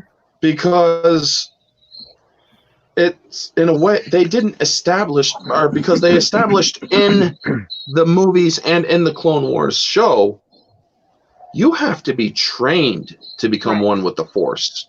You have to be trained by the Wills, whatever they're called, the freaking mime people, those floating mime faces. Yo, those things still creep me the hell out. But yeah, it's like, we're going to teach you how to become one with the Force. And even in the show, there's a boat on the lake. Anyway, even. Yes, I know. Thank you. Qui-Gon Jinn himself said, "I never finished my training, and so I cannot appear to you," even though he appears to frickin'. Well, that's on Mortis, so it doesn't really count. Yeah, that's on Mortis, so it doesn't really count because, well, Mortis is a living conduit of the Force. Anyway, it doesn't make sense that even Luke is able to do this shit, or Anakin, for that matter. That's one way that Clone Wars fucked up. I mean, Clone Wars fucked up in a couple of different ways. The whole becoming one with the Force thing, that's one fuck up. The Mandalorians, that's two fuck ups. And a few other things. It's just god awful. I just hope that they don't fuck up with Season 7, because if they do, God help me, I will freaking hack the nuclear football in the U.S. government. No, I will not. YouTube, by the way, full disclosure, that is me being sarcastic. I am not going to hack a fucking nuclear code. I am not that stupid. But for fuck's sake, to be honest, no, I am not. But all I am saying, as a passionate fan, do not fuck up something that I have liked since I was 3 years old. They will. Please, thank you. Awesome. They've done it to Star Wars, they've done it to Marvel, they've done it to DC. Everything that was my childhood, they have completely fucked up the ass. Yep. Well, you know, you mentioned about Marvel. I was never a huge Marvel fan, but I really got into the movies after Iron Man, and I loved them. I didn't watch all of them, but I loved them. They were really good, and I enjoyed watching them. And then I'm thinking, you know, I see all this shit happening with Star Wars, and I'm like, oh my god, I can't believe they're doing that. But at least they're not doing it to Marvel, and then Captain Marvel comes out, and it's like, oh my god. You know, and that's the thing. The disease has spread. Exactly, and that's the thing. Marvel, Kevin Feige himself said this when the freaking MCU was out. Before Captain Marvel came out, he's like, we didn't really want to touch into any sort of activism in our movies because we knew it would be divisive. Mm-hmm. And I'm like, and yet you let this trash bag get into your freaking head and say, I want to do an activism movie. Well, okay, hold on. Let me talk to my friends over here who will possibly allow this. We don't know. Let us talk. We really want her, right? Yeah. Well, she wants to do that activism shit. Well, it's still going to make a fucking ton of money. Everybody else is a fucking retard when they're watching the movies. It's Marvel. It's going to make a fucking boatload of money because it's Marvel. Let her fucking do it. You're hired. And it's like... I think he sold his soul to Disney bit by bit. Because you can actually see...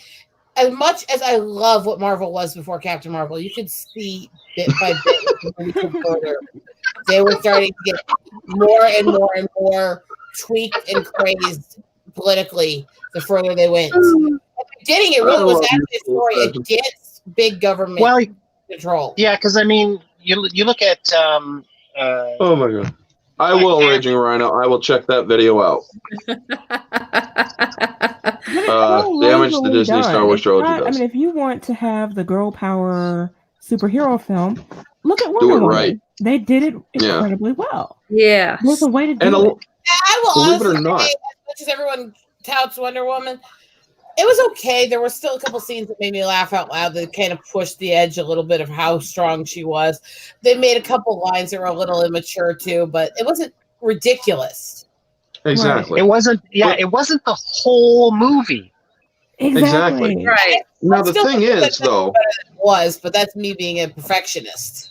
Some people actually did Wonder say Woman- that Wonder Woman had woke elements in it, but here's the thing: There it were a really couple. didn't. No, there were a couple. No, It wasn't honestly, ridiculous. It wasn't ridiculous, but there were a few lines. There were a few lines in movies going back to the 80s too, though. You just actually have to catch. They work them in as softly and sweetly as they can. But see, when they work them in less in your face, it's not as big of a deal either. Right. Now, people like me who are really irritated by all of it are still going to notice it, but most people aren't. Yeah, you can make a point without destroying other people's stuff and other people and calling them babies and stuff. Yeah, as I said, it had a couple of those moments. I still like the movie. But in Captain Marvel, it's every scene it feels like is anti-male. Exactly. Every storyline is anti-male. Now with Wonder Woman, the reason why emotional. Yes, and that's where they went wrong with Captain Marvel. Her. Yeah. The thing with Wonder Woman, though, the reason why I say it didn't, or those weren't really woke elements, now just hear me out. It's because, think about the time period. Back then, it was it was pre-suffrage, and then they actually did enter the suffrage movement. Now, yes, she was living in an area, or she was a freaking Amazon. She lived in Themyscira. Amazon's, it was a male-dominant, or female-dominant place. I don't even think there was a male there. So how the hell did they mate? But anyway, how the hell did they procreate? She was a half god. But the thing is, they did say, or yes, there was that woman who did want more, to be more than just a secretary or whatnot. And the thing is, guess what? At that point in time, there were women who thought that way. So that's why I don't really think it was really woke elements or pushing those kind of narratives. It's because that wasn't the time, that's not what I thought was a woke element. It was common. No, that's not what I thought was a woke element. I thought the part about her making a crack about you don't need a man to pleasure yourself and stuff was. Well, technically you don't. Them throwing that in like that was a little bit of the woke. And also I do have to point out, because it was kind of aimed in the World War era, that was actually after suffragettes. Suffragettes was the movement to get the vote. Oh, well, all right. Well, my mistake. That was the era of the feminist movement. And I have issues even back in that era with things that the feminist movement was doing. Not the majority of the people who followed it, but the leadership and what they actually believed. But the feminist movement and suffragettes were not the same. All right. So, well, there you go. So, yeah, there was but still, it was just starting the whole feminist movement. But that was first wave feminism, where they wanted equality, they wanted respect. Third wave is they want dominance, and they want to completely. The people following the movement, I'll agree on that. Yeah. But third wave feminism, I'm sorry, that it's a movement where they're basically saying men are fucking evil pigs, or evil little pigs, and we don't need them. Into the fourth. Can we admit we're not in the third wave anymore? We're going into the fourth, because they've been calling it third wave feminism since the 90s. All right, yeah, we're probably are into the fourth or fifth, but it's getting to the point where this stuff, because to be honest, we are going to touch on episode 9 in a second, folks, so just bear with us. To be on it, why is it called a con? Oh, yes, that movie, that was completely unnecessary. I could easily destroy Captain Marvel, but that's that's for another time. The thing is, What's You wrong know with what? the Screw it. We're gonna cockpit in get back both to. senses? Anyways. We're gonna get actually. We What's are wrong gonna with get to episode 9. Let's just get back to episode 9, where everybody knows about the whole lesbian kiss and how it was banned in the Middle East and in Asia. I think it was. You said you didn't see it, right, Kiri? Correct. I refuse to go. Alright, so- I actually asked my 9-year-old son, and he looked at me like, "Are you kidding me?" No. I've said this, I think, on my channel. We went to see episode 8 because I raised the kid on Star Wars. His very first toys were teddy bears dressed as Obi-Wan Kenobi and Darth Vader. Nice. And we went to see that, and at the time, I think he was 7. He stood up in the middle of the theater, stood right up at the Leia Poppins scene and said, "That's the stupidest thing I've ever seen. Why would they do that?" A 7-year-old.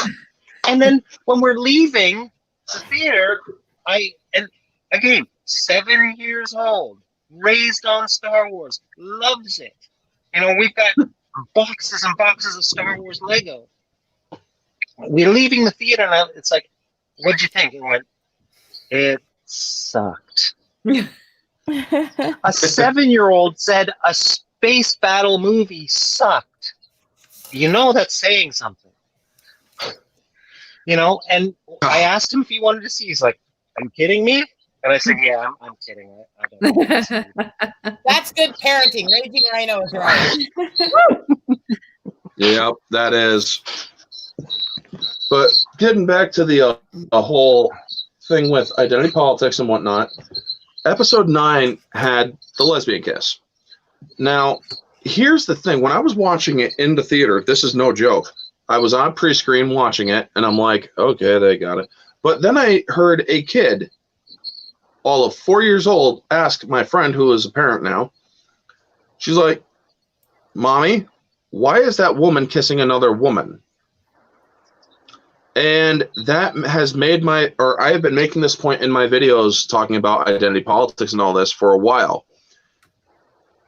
Marvel is getting into their 4th phase where they're going to do the whole sexual preference. I honestly have no problem if you're going to do that. Just do it to the point where it doesn't overshadow the story. But Right. if you are going to do the whole kissing thing in a movie that kids are going to watch, you are focusing not on the story, but to preach. This woman squirmed in her seat. She was 5 seats away from me. She squirmed in her seat because she was put in the awkward position of having to explain to her daughter why this woman was kissing another woman. Not just that, if you really paid attention, the 2 women kissing, 30 years different in age. So it's like, well, that's Star Wars, I guess. Well, but see, Not here's really, the other folks. thing, though. Here's the other thing. Who were these people? They didn't have the courage or fortitude to go forward with Finn and Poe, which is what everybody else expected to happen. Yeah, everybody wanted the whole And they Finn and actually Poe had thing. a foundation but- for it to some degree. To some degree, yes, but you also had the Finn Ray thing too. I wouldn't have minded and the then Finn there's Ray that. thing, honestly. Huh? I said they couldn't choose which. Exactly. Yeah, so they chose But there Kylo. was the whole. Exactly. She chose. It's like he's been trying to kill you for the last 2 movies. Have you been paying attention, sweetheart? Because I don't think you have. Been. After she saw him with his shirt suddenly off, after he brings you back to life, you want to make out with him? It was the moves. It's like, yeah. Yeah. That Right. I mean, when I saw that Well, after I saw episode 8, it's like, oh my god, I'm going to throw up in my mouth, and I do not want to do that. And it's funny, like, even me being trans, I don't go around telling everybody, oh, hey, little Johnny, I'm transgender, and this means this. And then they go, no, I just go about my business and do my thing. I don't try and make it a huge, Exactly. Other than on YouTube, I mention it, but I don't go out in my daily life and draw attention to myself to get woke points or something like that. Because then it's for the wrong reason. Exactly. Yeah. I'm not doing this to be popular. I'm not doing this to get approval. This is who I am. I'm just being me. I had a student that the mother wanted wanted me replaced at the last center that I worked at, because she didn't, exactly like you were saying, she didn't want to have to explain gender identity to her kid. But you know what happened? That kid came into my class, asked me, are you a boy or a girl? And I said, what do you think? I think you're a girl. And that was the end of it. There you go. But then every day after that, the kid came into my class, big squealing, Miss Curie, hugged me. We had a great lesson. And that was the end of it. Just that one question. But the mother is saying, I don't want to have to explain gender expression or whatever to my kid. But she didn't have to. Yeah. She asked me. A bigger deal out of it than it needed to be. Exactly. Yeah. And that's the problem with movies nowadays. They're blowing it all out of proportion. It's like, this is normal shit. We live this in normal life. And the thing is, the LGBTQ community, the ones that are making a whole fuss about all this representation in movies, they're not really the whole community. They're not. They're not even the normal ones. They're not the community. They're only like to be really generous here, they're almost like 10%, I guess. Right. And that's not even accurate. I'm willing to bet it's more like 6 or 7%. And here's the thing, folks. To all those who are in the LGBTQ community and you want your representation in film, did you know that you have had it in film for over a century? 1916, there is a movie called Vingarn. It is about a guy who falls in love with a woman who is a modeling or who is an art model, and another woman also falls for him or falls for the woman. I haven't seen the movie myself, but I actually plan to because I want to get more in depth into this all. But I did a video basically saying that the LGBTQ community, you guys have been represented for at now 104 years. And to say that you have not been represented enough. Well, and that's the thing. Hollywood doesn't care. They checked off a box. That's all they did. I want to talk about exactly. Keep it moving. I want to talk about culture. Okay, let's go to when I was born. The year I was born. From one of the most how should we say, usually irreverent people out there. Let's go to Mel Brooks. Mm-hmm. Be or Not to Be.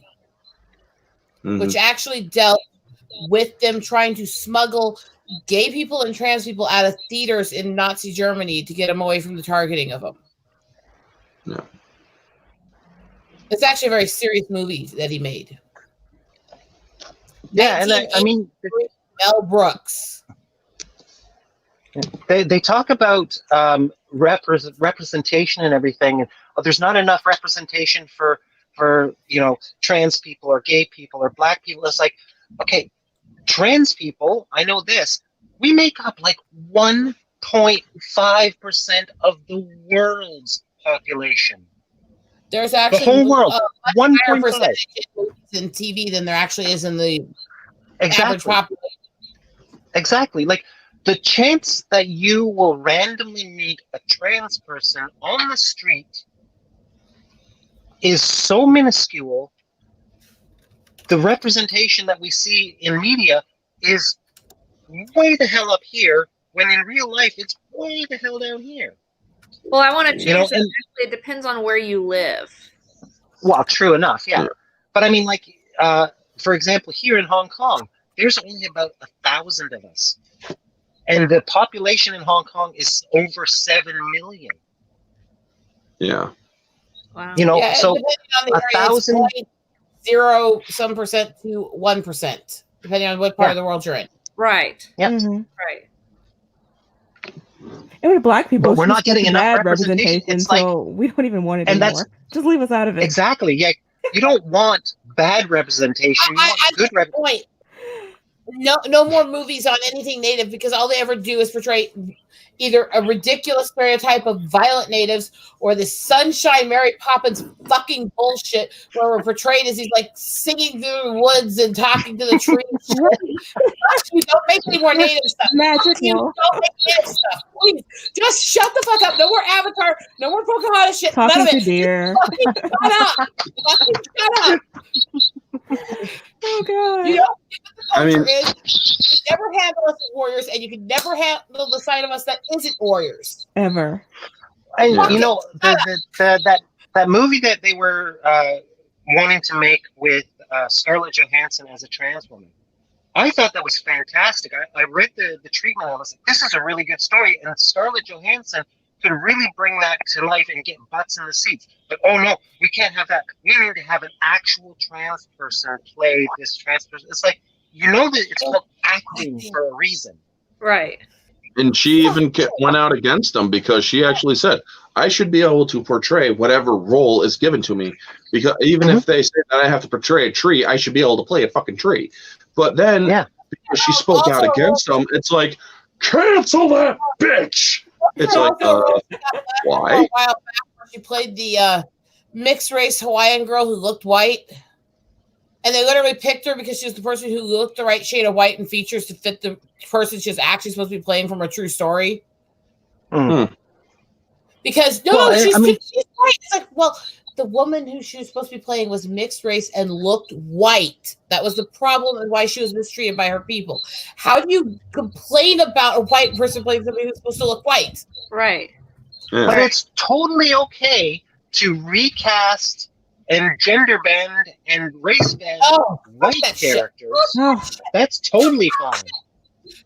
Sorry, I'm going to turn this way F-bombs on your channel. Yeah, well, anyway, it's expected from you, Rosetta. Horrible.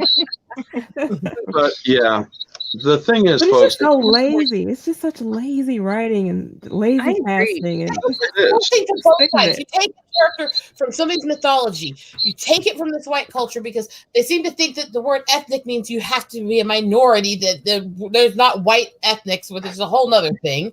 But so they take from this white culture, they take their mythology, they take their history, they take their religion, and they make a piss poor version, slap some racial stereotypes on it, and say, this is what we're going to spoon feed you. We don't want to actually learn what your culture is, what your beliefs are, what your race is.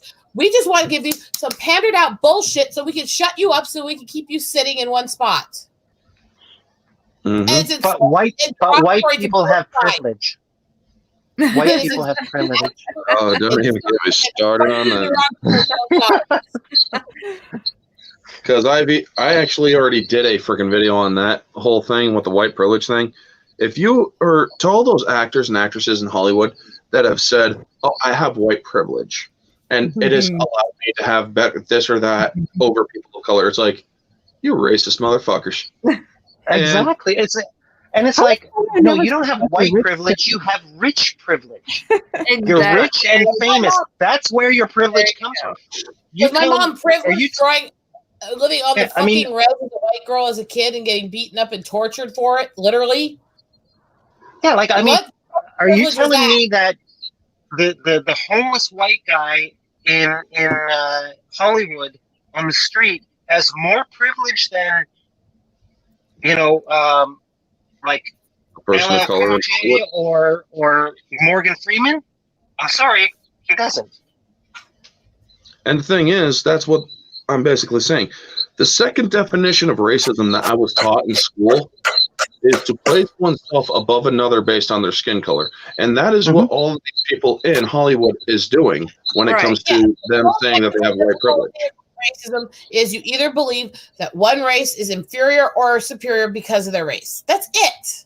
Or should have nothing more to do with better the political stuff because system. It of has nothing to do with the legal system. It has nothing to do with anything else. It's purely you're judging somebody by their race. Well, guess what? All these comments they make constantly about white people, all these derogatory comments they make about mixed people who look white, that's fucking racist.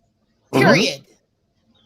And that is why I think that they should stop doing the whole white privilege thing, but they're not going to, because Hollywood still thinks that they are the common folks' betters. And it's like, you ain't better than me, motherfucker. It sounds good. It sounds good to pat yourself on the back and make it sound as if you're so righteous and so holy.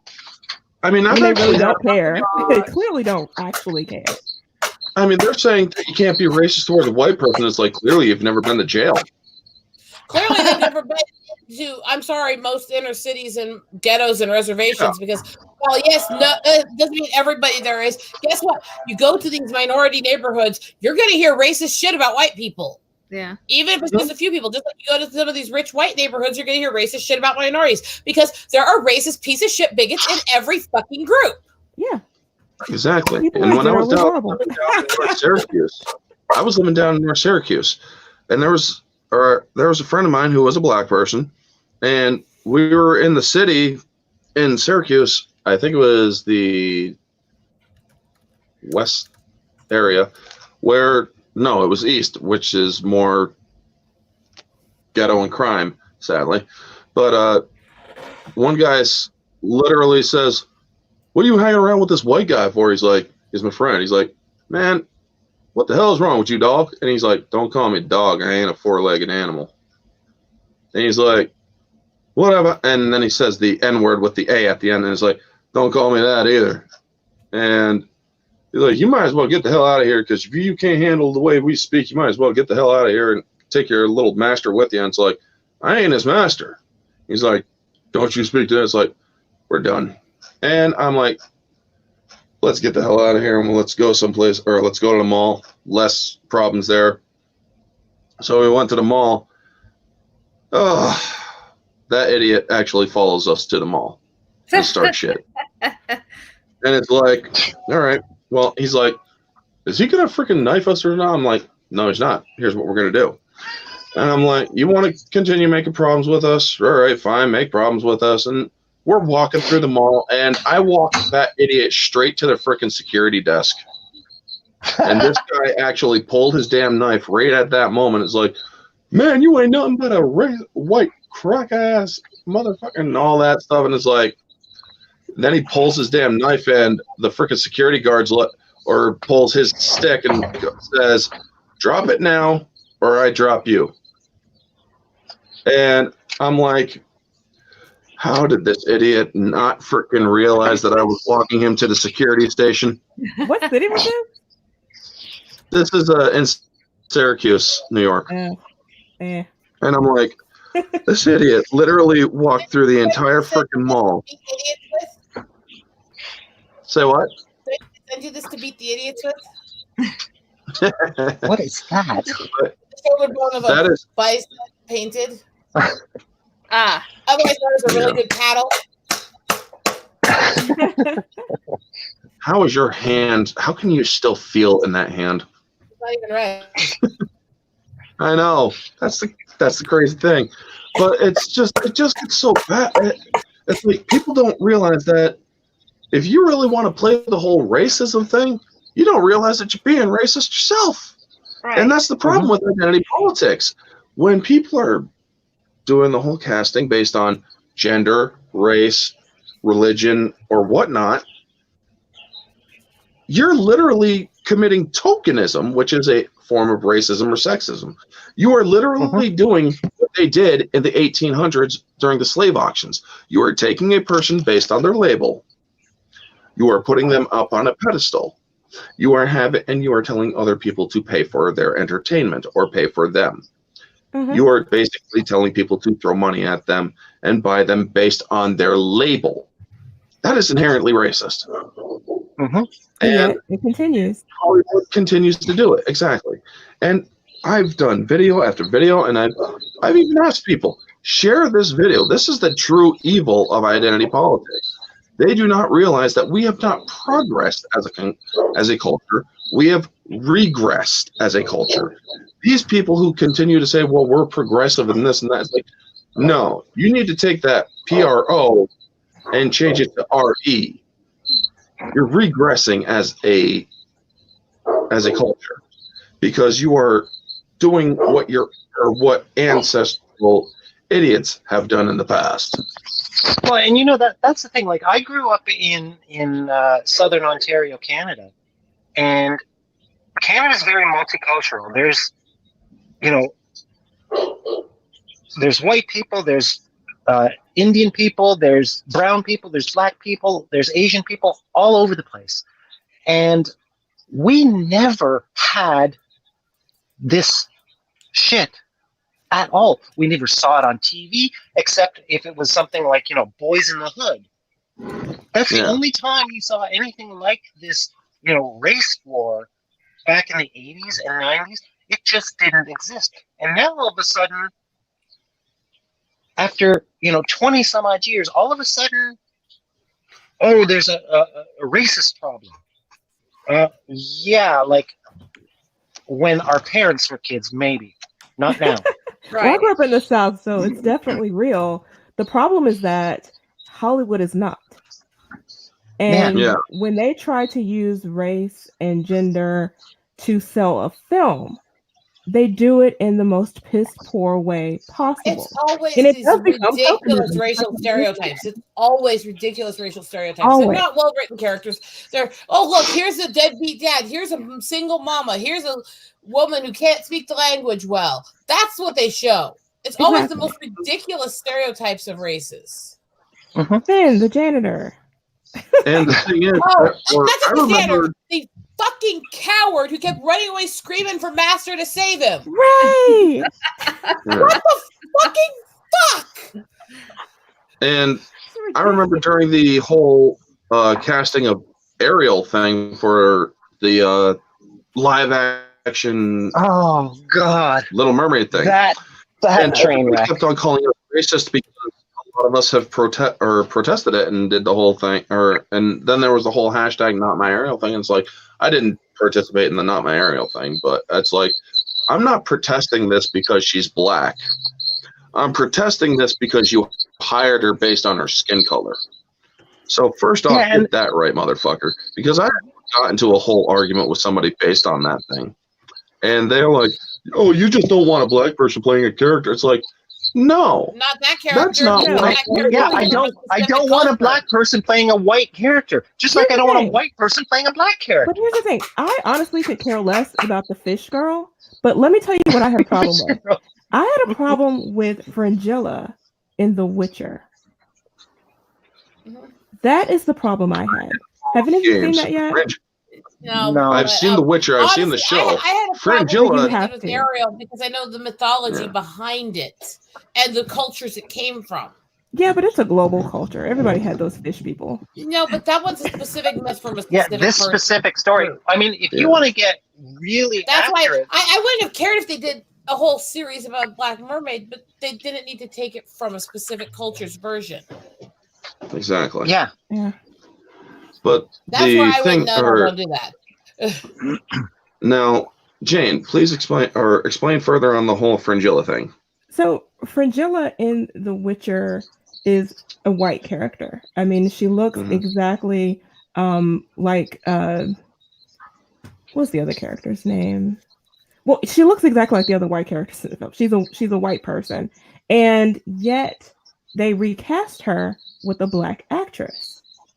But not only did they do that, they also made her incredibly more evil, and all of her group far more evil and malicious and dark than she is in the book.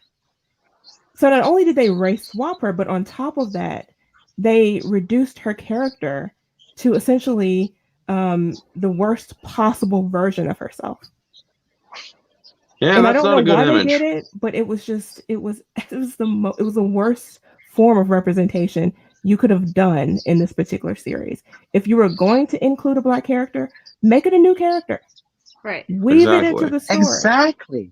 Yeah. Like that's the one thing that I'm gonna get my ass kicked for forgetting his name. But one of the guys in on Twitter posted two pictures of Black Canary, one from the comic and one from the movie.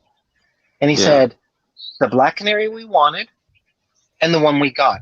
And he got blasted for being racist. And it's like, no, this is the character from the comic book.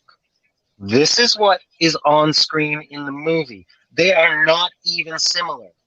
That's where we have the problem. And everybody's saying he's racist. And he goes, yeah, I'm a black man. But he's racist. You got something from Junebug here. Does anybody feel it's funny to see Shaquille O'Neal in a slapstick comedy and he's the punchline of the slapstick?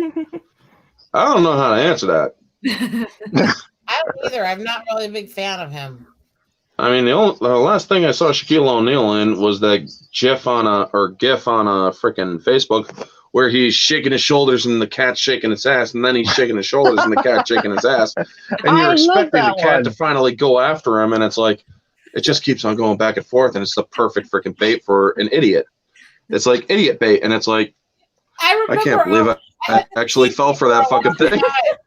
Remember all the word keychains that were really popular in the 90s? And one of the ones that I had, the little keychains that had the little phrases and stuff on that were popular in the 90s. Yeah. Oh, yeah. One of the ones that I had said, how do you keep an idiot busy for hours, turn this over? And then it would tell you to turn it over again. Yeah. Those were hilarious. I used to use them as pranks.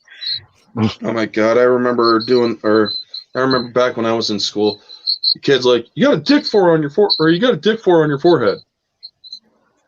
And somebody would eventually ask, what's a dick for? And it's like, oh my gosh, you actually fucking I actually fucking did that one time at a bar when I was out with a friend one time, and I'm like, dude, you got a dick for like right there. And he's like, what's a fucking dick for? It's like, oh my God, dude, you must be fucking drunk. Butt for. I'll start saying, hand me a screwdriver. Okay, now hand me the wrench. All right, now hand me the butt for. And they're like, what's a butt for? And I'm like, stupid. See, one of my favorite ones, I like to put things on things that just make people suddenly sit there and look and go, what the fuck? I had this bumper sticker for a long time that said, very funny, Mr. Scott, now beam down my clothes. I mean, oh my gosh, man. And I'd have this like skin tone shirt on. The 90s were freaking epic. They were great. The whole ketchup, or did you guys ever do the whole ketchup and liquor thing? Yeah. Yes, I remember that one. Say ketchup and liquor after everything I say. Bologna, ketchup and liquor. Alcohol, ketchup and liquor. Freaking pickles, ketchup and liquor. What'd you have for ketchup or breakfast? Ketchup and liquor. Now, or then you would say somebody who you knew who was extremely not appealing. Ketchup and liquor. It's like, I can't believe you fell for that. Good job, man. You go get her. I'll let her know. And it's like, oh my God. It's like, hey, you were the dumbass who fell for it. I think that's the biggest thing is we grew up in a time, at least most of us, I don't think Jane did, but we grew up in a time where you could make cruel jokes and everybody knew it was a joke and that was it. Exactly. We grew up in the era of sticks and stones will break my bones, but names will never hurt me. Now it's completely the opposite. It's like names are the most hateful and violent things in the world. It's like, what kind of shit are you smoking? And if they think names are offensive, they should hear half the practical jokes I've been plotting with people for the next few weeks in private chats and messages, tweets. Let's put all the cards on the table. Jane, how old are you? I'm probably y'all's age, actually. I'm in my 30s. I'm 35. I'm 35, so I just turned 35 recently. I'm in my 30s. Well, there you go. She grew up in the 90s. I mean, I did. Yeah. The beautiful thing, here's the thing, guys. Beautiful thing about the 90s was I could literally say to my best friend, don't talk to her, or don't you tell her I like her, I'm going to kill you. And they would automatically say, yeah, right, or whatever. They would get over it. People could be walking by and they could hear that. They would make nothing of it. Nowadays, you say that to your friend, and there's people, oh my God, he said he was going to kill him. It's like, you're going to be investigated. let me finish this. Somebody's going to jail. I have a story with my goddaughter here. This is me and my goddaughter both have very sardonic senses of humor. And one of the things that we started joking with was I would joke about, if you don't shut up, which river do you want me to throw you in? Because I live in an area where several large rivers all meet. And if this became a running gag, she'd be, yay, throw me in the river. So we're going in through the store. She starts mouthing off. I said, hey, what am I going to do to you? Tell me. And she starts thinking about being thrown in the river in the cart with these people looking at me like. Yeah, like, when did people get so fragile that words are the most harmful things in their existence? There is a book I think everyone needs to read. It's called Harsh Words Lightly Thrown. It actually is about the dark stories behind a lot of fairy tales, folklores, and old songs. It's really good, give you a clue how sick and twisted things are and how people think like, nice. I think I've. I remember Ford Fairlane talked about things like how some of the Disney movies got, where they came from. That they were very. Oh my God! Oh yes, the original tale. They take things like Snow White. There's so many more stages of what she went through. There's all this stress and stuff. She was 14. But Sleeping Beauty, the first version that you can find if you research all the original versions, the very first one that can be found, traced at least through months of research for me. Not only does he not get to her to save her for a long time, he doesn't get to her till the 100 years that Maleficent foresaw pass, kisses her awake and dies in front of her. Oh, fairy tales are dark. And they were very dark. Back to the Little Mermaid. Horrible. Back to the Little Mermaid. Ariel in the original Little Mermaid doesn't get the prince. Right. He marries somebody else and she dies. Yeah, in the original our society could not take that story today. In that one, there's another one that I've done a lot of research on tracking the different versions of. In the original story for that one, Trident is turned into the little creature forever. Ursula does run Ariel through the heart with her dad's own trident, and then she marries the prince. I want to see that movie. That sounds about right. Yeah.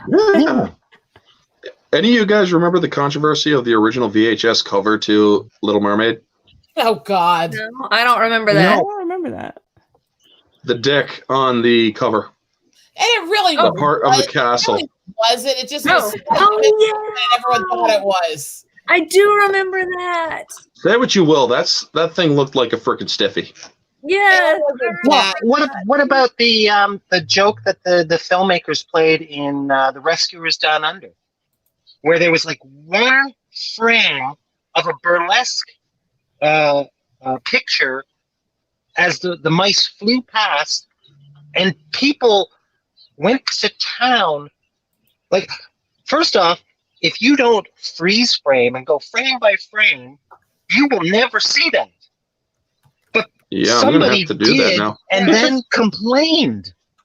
They complained that this, smut was in a children's movie, and it's like, it was imagine that. How you doing? How about 2000? What did you have to... Let's go to 2001, even when they remade The Grinch. There's references to bitching. There's the freaking adults chasing each other around sexually at the party and talking about. Oh yeah. There's so many freaking adult jokes in that. So what? It's like, oh my God. I actually liked the Jim Carrey Grinch. I mean, I did, even though there are some things I had issues with. Yeah. One of the things that I really liked, I absolutely, because he actually addressed, or it was a movie where it did kind of do one little preach thing where he's getting his head clanged by the huge thing. And then suddenly the girl's like, excuse me, closes the thing, busts it. And then he just goes off and she's like, I think you need to sit down or time out or something. And he's like, kids today so desensitized by children and television or video games and television. What do you want? I just love these run around screaming, ripping things. I'm a psycho, and she's just sitting there giggling at him. Yeah, he's like, I'm a psycho. Yeah, it's like, oh my god, that sounded a lot like him too. It was just. Yeah. Then I like when he gets down there. Boo! Everybody just boo. Everyone just freaks out, and some person falls off a freaking wire and shit. And he's like, "Oh, rough crowd, rough crowd." It was hilarious shit. These were movies that were actually freaking perfect to make and whatnot. These were movies that were unified. Nowadays, freaking Hollywood it doesn't seem to want to unify anybody. No. It wants to divide. Yeah. That's why I was never a huge Sonic the Hedgehog fan. I played a couple of the games on like Game Gear and that, but I was never a huge fan. But I'm really excited about this movie because they tried something, they showed the public, the public said no, and they changed it. Right. Yeah. They listened. They actually and that is one of the fans. And I commend them for that so much. And now I just saw an article yesterday that it's going to be a divided fan base. And people are like, divided what? Oh, yeah. Just liked it and people who loved it? Right. Exactly. Because it is good. I just saw it today. Indeed, it is. I mean, when I did my in-depth review, which was a live stream last night after I saw the movie, I literally said, if I was to, my mental handicap allows me to watch movies from literally different viewpoints while I'm watching the movie. What is your sort of kind of like split personality, but not really. But the thing is, as I was watching the Sonic movie, I was also in one way watching it and comparing and contrasting the old Sonic design that they had initially with the one that they had with the redesign. And I'm like, okay, as soon as I got done, I did the live stream and I said, if they were to keep the Sonic movie as it was without listening to fans for a redesign, objectively the movie would still be a 3 out of 5, but subjectively it would have been a 2 out of 5 instead of a 4.5 out of 5. And moviegoer, it would have also dropped to like 3 out of 5 instead of a 5 out of 5, which it's because the redesign made all the difference. And I actually just reached out to Jeff Fowler on Twitter, and I asked him, without giving away too much, because the movie's only still out like just a couple of days, and I asked, I'm curious on the whole redesign thing with Sonic. Did you redesign the other character at the end without giving away who that character is? But everybody knows who it is, but I'm not going to say, because I don't want to spoil it for those who don't. But for those who don't know, you guys are going to like it. And I loved that movie. Sonic, I went to Sonic. It's like, okay, let's see how it was. I'm like, I can get into this. This is a great freaking family movie. Is it Oscar worthy or whatever? No, it's not. Not by a far shot. It's an average movie, but it's fun. It's funny. You can actually exactly. And that's the thing. Movies are not fun anymore. They're producing them to preach their own personal identity politics. Like I said earlier in the stream, I actually liked Suicide Squad, and one of the things that I liked the most about it was Harley Quinn. Because I read her, I watched Batman the animated series, and I always thought she was a great character because she was just completely freaking loopy. Yeah, I hated how they redesigned her appearance, though. Even for that. I mean, that's that. Yeah, but I mean, she was sexy in that one, though. Come on. She was okay, image-wise, but her personality, the way she acted, it was fun. And then every single frame of everything that I saw from Birds of Prey, it's just like, nope. Like her making out with the hyena. Oh my gosh, man! When I saw that in the theaters, I'm like, Please tell me they aren't about to put a fucking bestiality scene in this fucking movie. And they're saying that Sonic had a bestiality scene in it. I'm a member. There's just way too much going on with that damn thing. I'm a member of a couple of cosplay groups on Facebook, and I saw one person that she did a cosplay of the Harley Quinn from Birds of Prey, and she looks fantastic. Oh my god, it's so good.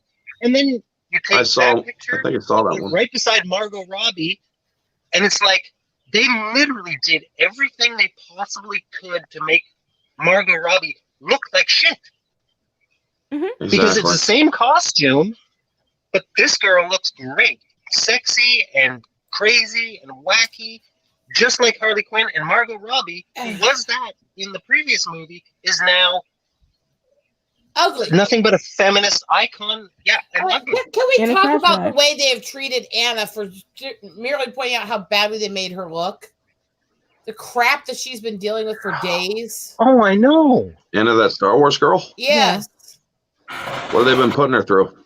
Have you not been watching her feed on Twitter for like 4 days now? Where she's just unfortunately I haven't. Harassed because she made this comment, and they're all trying to say, well, look, they took this handsome actor and made him play this guy. He's playing an alien that's supposed to be ugly and twisted. She's playing a character that was supposed to use her beauty and charm to manipulate people. That's not the fucking same thing. Exactly. What movie was this? Yeah. Oh god. Pick one. You know, you need to spend a few hours and scroll through her feed for a while. But she's destroying them too. She's been destroying them. I got flagged and suspended for calling out the one that was attacking her and Mary. Then I got flagged the next morning. I've been on Twitter bans for the last 2 days. Man, I got reported by Chris Evans. I can at least say that's a highlight of my Twitter career. Can I point out now? I must not be doing a good job on Twitter because nobody's done anything to me.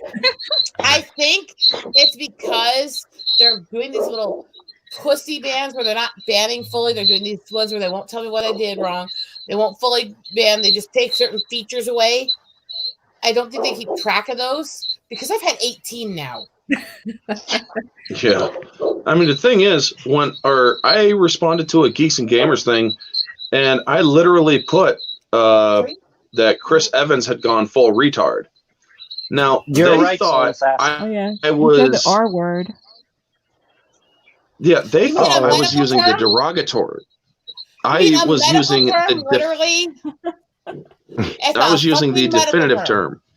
Yeah, I was using the definitive term to hold back or to hinder, because of the whole Tom Brady thing where he's like, I can't be friends with anybody who supports the president. And it's like, so you're going full retard. You're holding yourself back. You're hindering yourself because of a difference of opinion.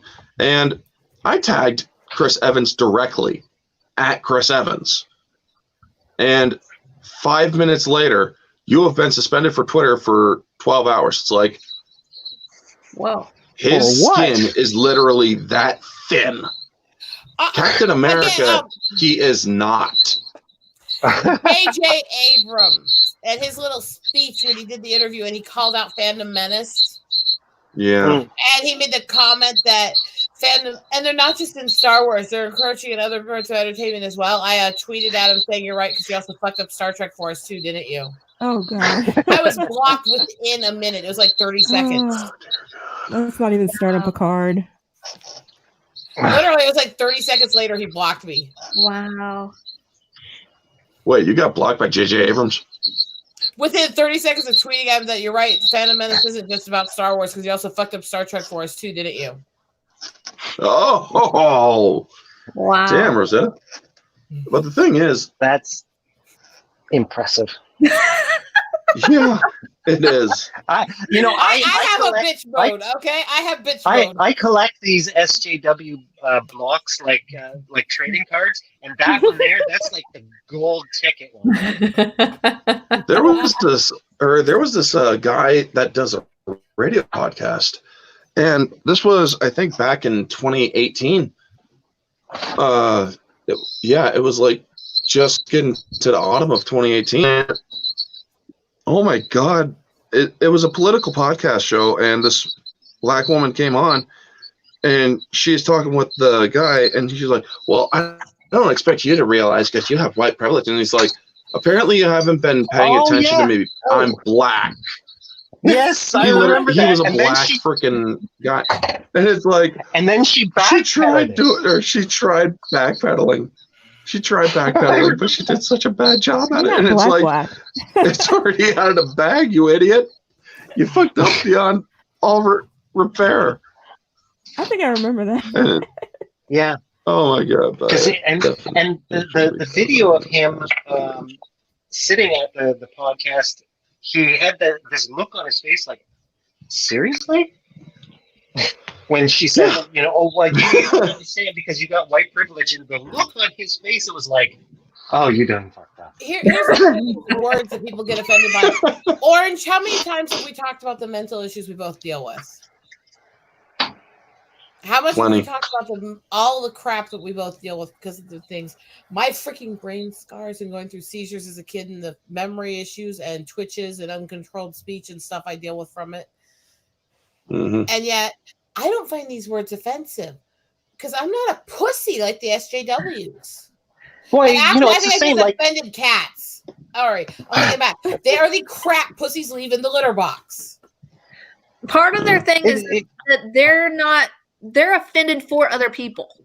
Yeah, exactly. They want to tell pretending me to be offended. I'm supposed to be offended at this. I'm supposed to be offended at this. I'm supposed to be offended at this. Fuck you! I'm not offended. Fuck you. Exactly. Well, like, and a lot of people say that the word tranny is offensive, and I have no problem with it. So how is it offensive if somebody who's actually trans doesn't have a problem with it? I just want these people who are so offended at every term to spend one day in my parents' house and hear all the back and forth racial jokes at each other with the white and native. Hear the things like snowflake, Casper, chief, teepee creeper, scalp collector, all this shit thrown around the house like crazy. And see them have last one day. My parents have literally called me their snowflake, scalp collecting teepee creeper. Yeah. Bring it on, people. Try one day in a mixed family house and try to be offended at words. Because most mixed families, they deal with it by making fun of each other's cultures and having fun with it. Mm-hmm. Yeah. You were going to say something, Candy? Well, I was just wondering if you're offended, if people are offended so much by stuff, how do we describe people? Like if I'm like, I'm offended by the word white. So if you want to tell somebody, hey, this is my white friend, how do you say that? Like, this is my pale face. Specifically, break down my quarter Irish. Pale face. I'm offended by that too. That's the new offended word now. I mean, alrighty, there you go. You can't win. That's the point. Okay. Exactly. Here's the thing, Orange, is I've been brought into war campaigns. You know what how we greet each other? Hail the motherfucking brethren. There we go. No. But that's not inclusive. Right. Yeah. That's not inclusive. And we are the Valkyries, and what is the point of it? Man, that's how we greet each other. Hail, motherfucking brethren. 6 years ago, I was at a friend's house or a friend's family gathering, and his family is Italian. They come from Italy and whatnot. And his grandmother, who is pure Italian, speaks a little bit of English here and there, but she's also Italian and whatnot. And I knew a little bit. I can understand a little bit of Italian, but I can't understand a lot of it, and I can barely speak it.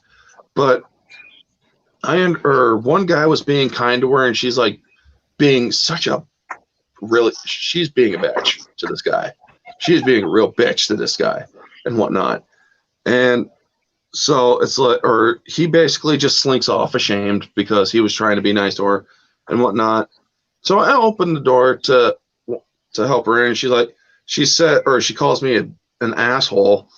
And I'm like, you don't have to be a bitch about it. Everybody in that fucking room went silent. And I mean everybody.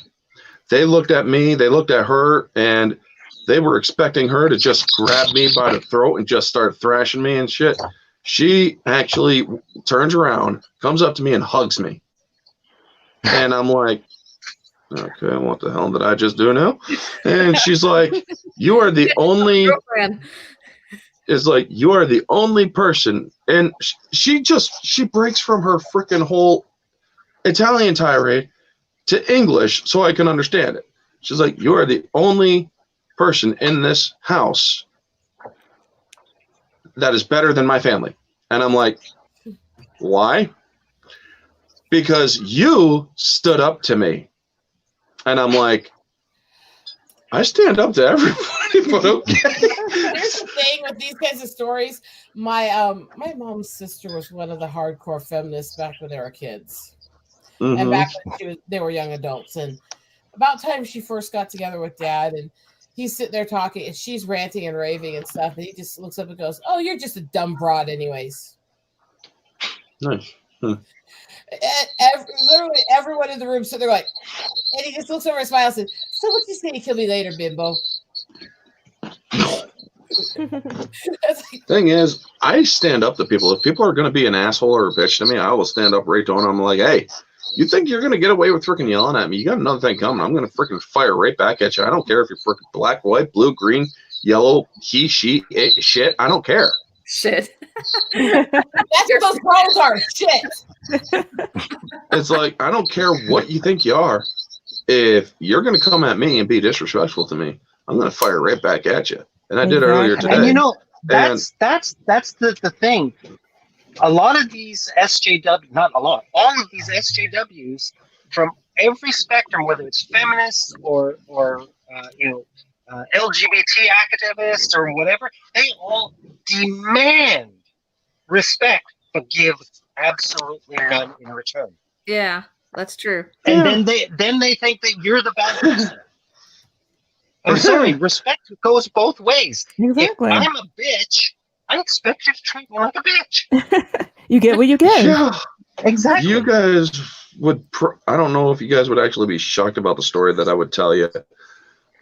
Probably not. Full disclosure, folks, like I said, this is not for kids. And I'm not going to hold back because of sensitive feelings. I was at a friend's, or I was out with a friend who we were at a friend of his. We were at their house. She's a lesbian. She's one of those hardcore hate men lesbians. Yet for some reason, she's friends with my friend who was a guy. So my friend goes to the bathroom and she's like, you guys are nothing but fucking pigs and doing that. And just starts, and she's drunk. She starts pushing me and I'm like, you hit me one more time, I'm gonna lay your ass out. And she's like, you ain't gonna touch me, I'm a woman. And so she takes a swing at me. She takes a swing at me and I'm like, and I knock her out. And I'm like, okay, I'm done, I'm leaving. Because I realized, yeah, I kind of fucked up. But I didn't fuck up because technically it was self-defense. It was still in her house. So he comes out, my friend comes out, sees her on the floor, is like, what the fuck did you do? And our other friend and her lover both say she deserved it. And as we're getting ready to leave, her lover says, don't worry, I'll just tell her that she was having a dream. Because she was drinking heavily that night to the point where she basically was going to black out.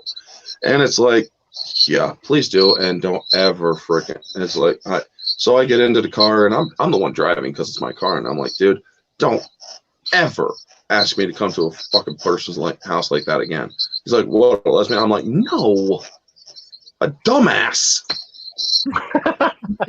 Well, you know, that reminds me, when I came out to my brother, he and I used to have this thing when we were kids, because I was the older one and I always picked on him. And because, Jesus. Sorry. It's okay. That kind of came out of nowhere. I'm afraid I might get blown away by a typhoon or something.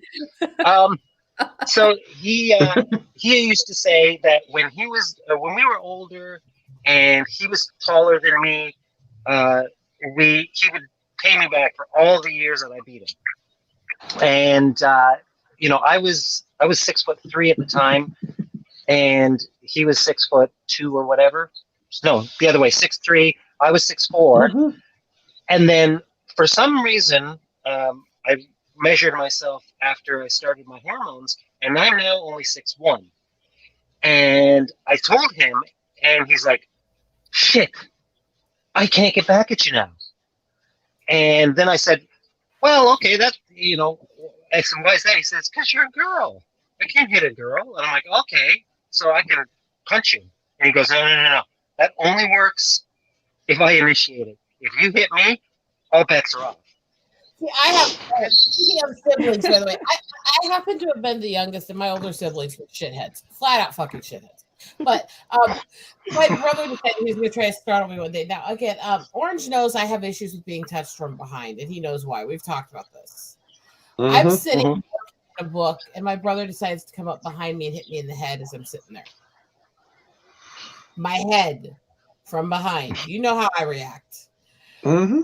My mom's sitting a little ways away from us at the computer when he does it, and right as he did it, I just had an instant reaction to swing. Oh, I was sitting. I know where this is going. He was on the floor, and he sounded like he was trying to sing a freaking opera. Mom, she's like, "What the heck happened?" And he doubled over on the floor, looks up and goes, with his squeaking voice. And my mom just looks at me and goes, "Well, should have done that, dumbass," and goes back to the computer. So basically what Rosetta's saying is that she turned her brother into her sister. Basically. For a little while. And But see, yeah, here I I was always spending taught thousands of dollars that could have just come to you.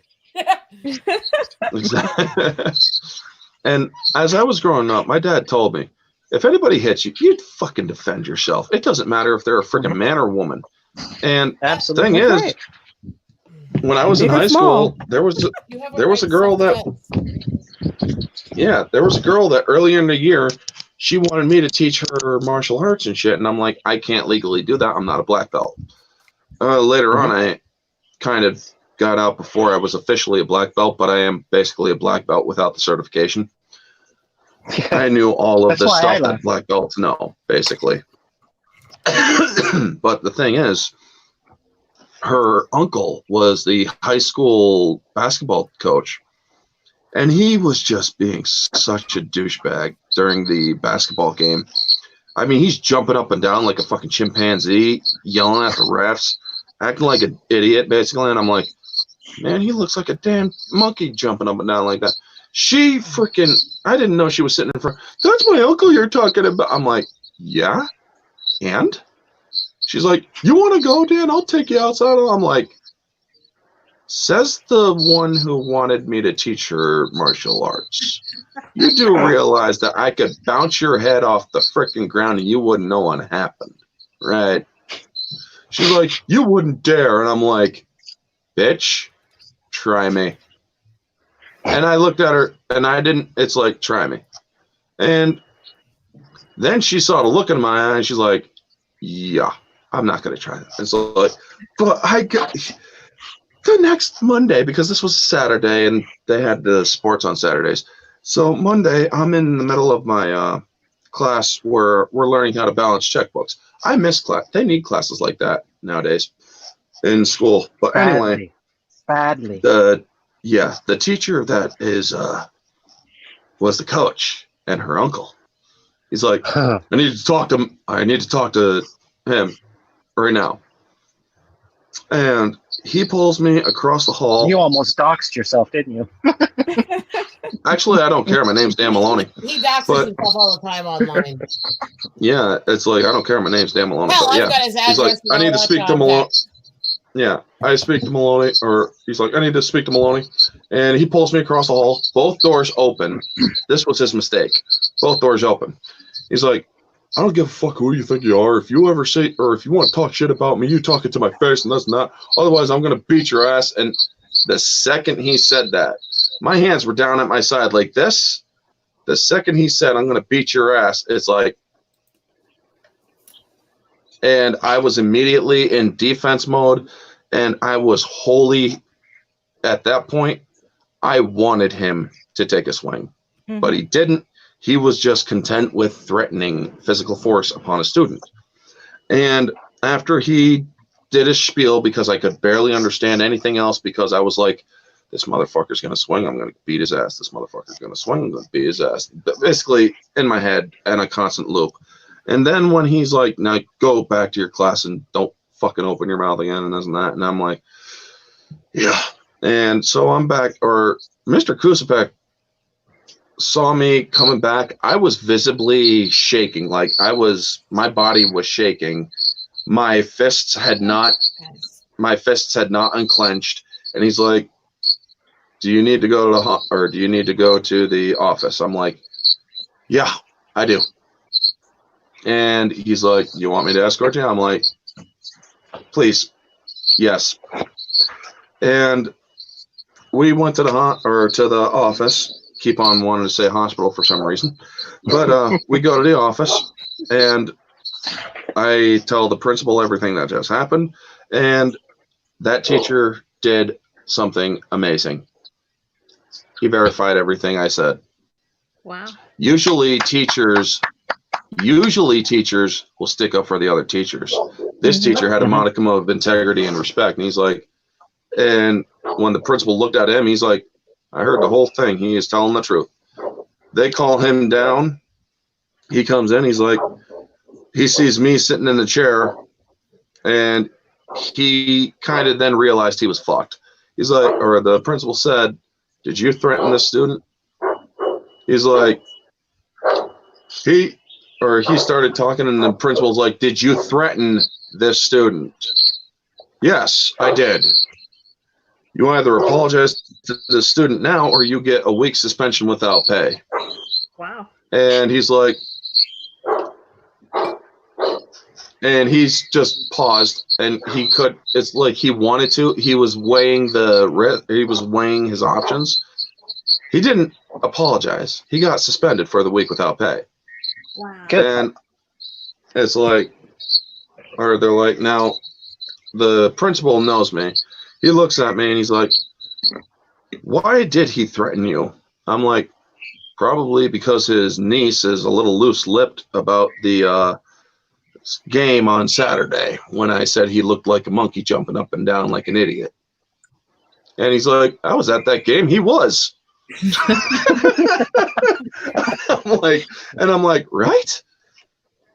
But yeah, he's like, well, you know that people are going to open their mouths, Mr. Maloney. And I'm like, yeah, I do. But I don't care.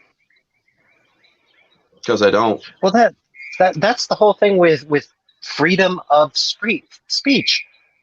Mm-hmm. You can say anything you want, but on the flip side of that, you better be ready to take any repercussions for what you do say.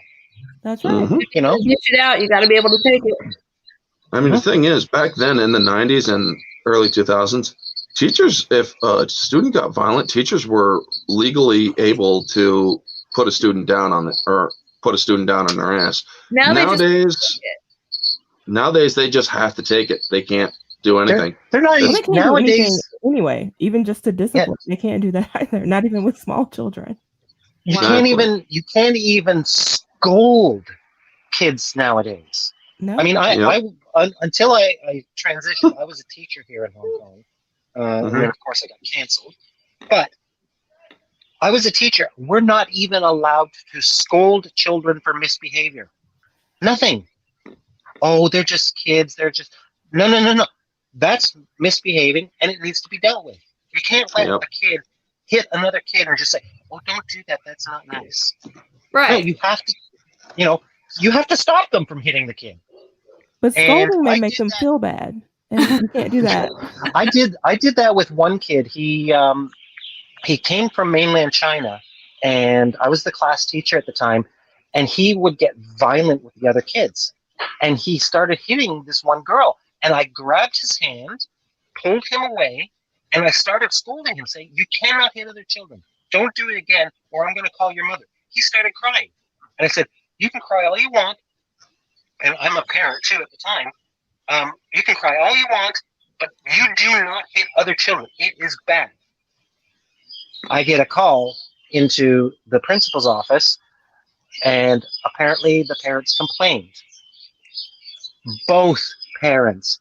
The girl that was being hit complained that I was yelling at another student in the classroom. Wow. For protecting their kids' safety. Mm-hmm. Wow. Crazy. That is fucking insane. These kids are gonna grow up and they're gonna be very violent when they get older. Yeah, well, I think that's happening. I mean, with a lot of the school shootings, I think they've grown up without any ability to manage their feelings and emotions. They've never been told no. Mm-hmm. And they're all these participation trophy kids now. I've got a story for you about participation trophies. My son, at his school, he got a participation medal. And everybody else is getting it, and they're all happy and smiles. He took this thing, and he looked at me. And then he looked at the teacher and goes, "Why am I getting this? I didn't win." And he dropped it. Yep. And I was just like, parenting done right, folks. Oh, did you guys give Carrie a freaking hand right now? Did you guys see my tweet earlier, like yesterday? Where I used to rent a massage room. I'm a massage therapist. I used to rent a space. I think I remember that. And I actually got an email so I actually closed down that business 4 years ago. I got an email saying that I am the best massage in Louisville. And I'm like, I didn't even participate and I'm getting an award for this. Sometimes they don't want you to know that you're participating. I guess not. I mean, the thing is, nowadays, I swear to God, if I have kids and there's a participation trophy thing going on, if I had a kid that was doing baseball or whatever, and they said, "You're all winners in my book," I'm going to say, "You're not winners. You fucking lost. You're not getting ice cream. You're not getting freaking. You're not getting rewarded. I'm sorry, you didn't earn it." What?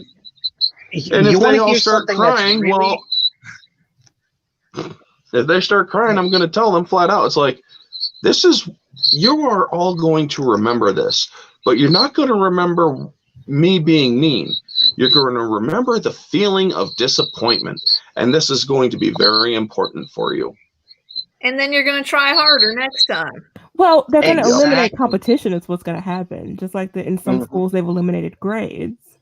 So, yeah. Well, they didn't eliminate grades. They just eliminated the letter system. Here in Hong Kong, the way that they've got the schools structured, they're extremely competitive when it comes to academics.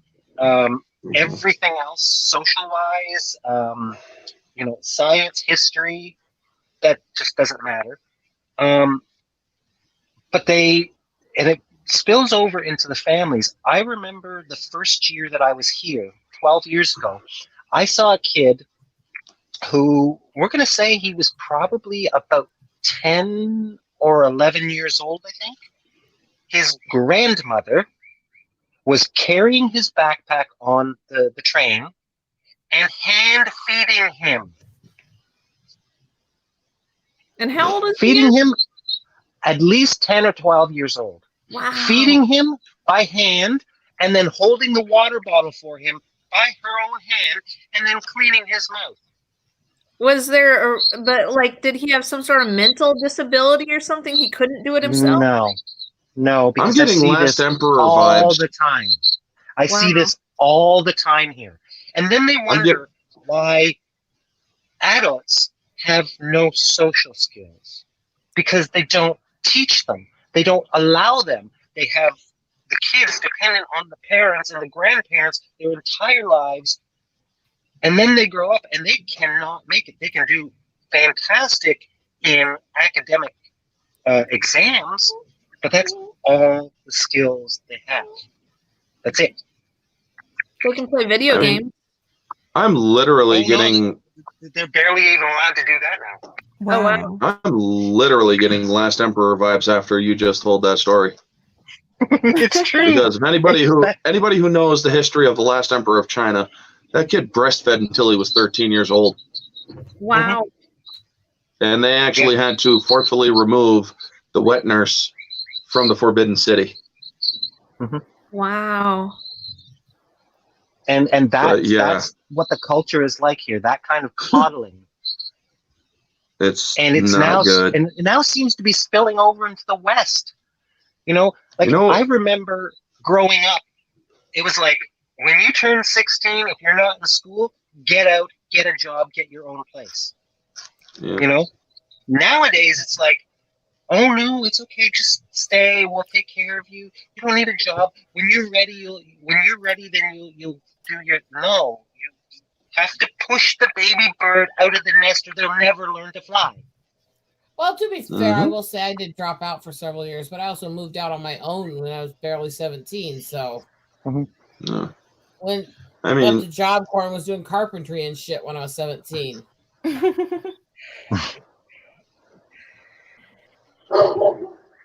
So I've been doing school at that time, which I did finish later and still did some college and stuff. So, but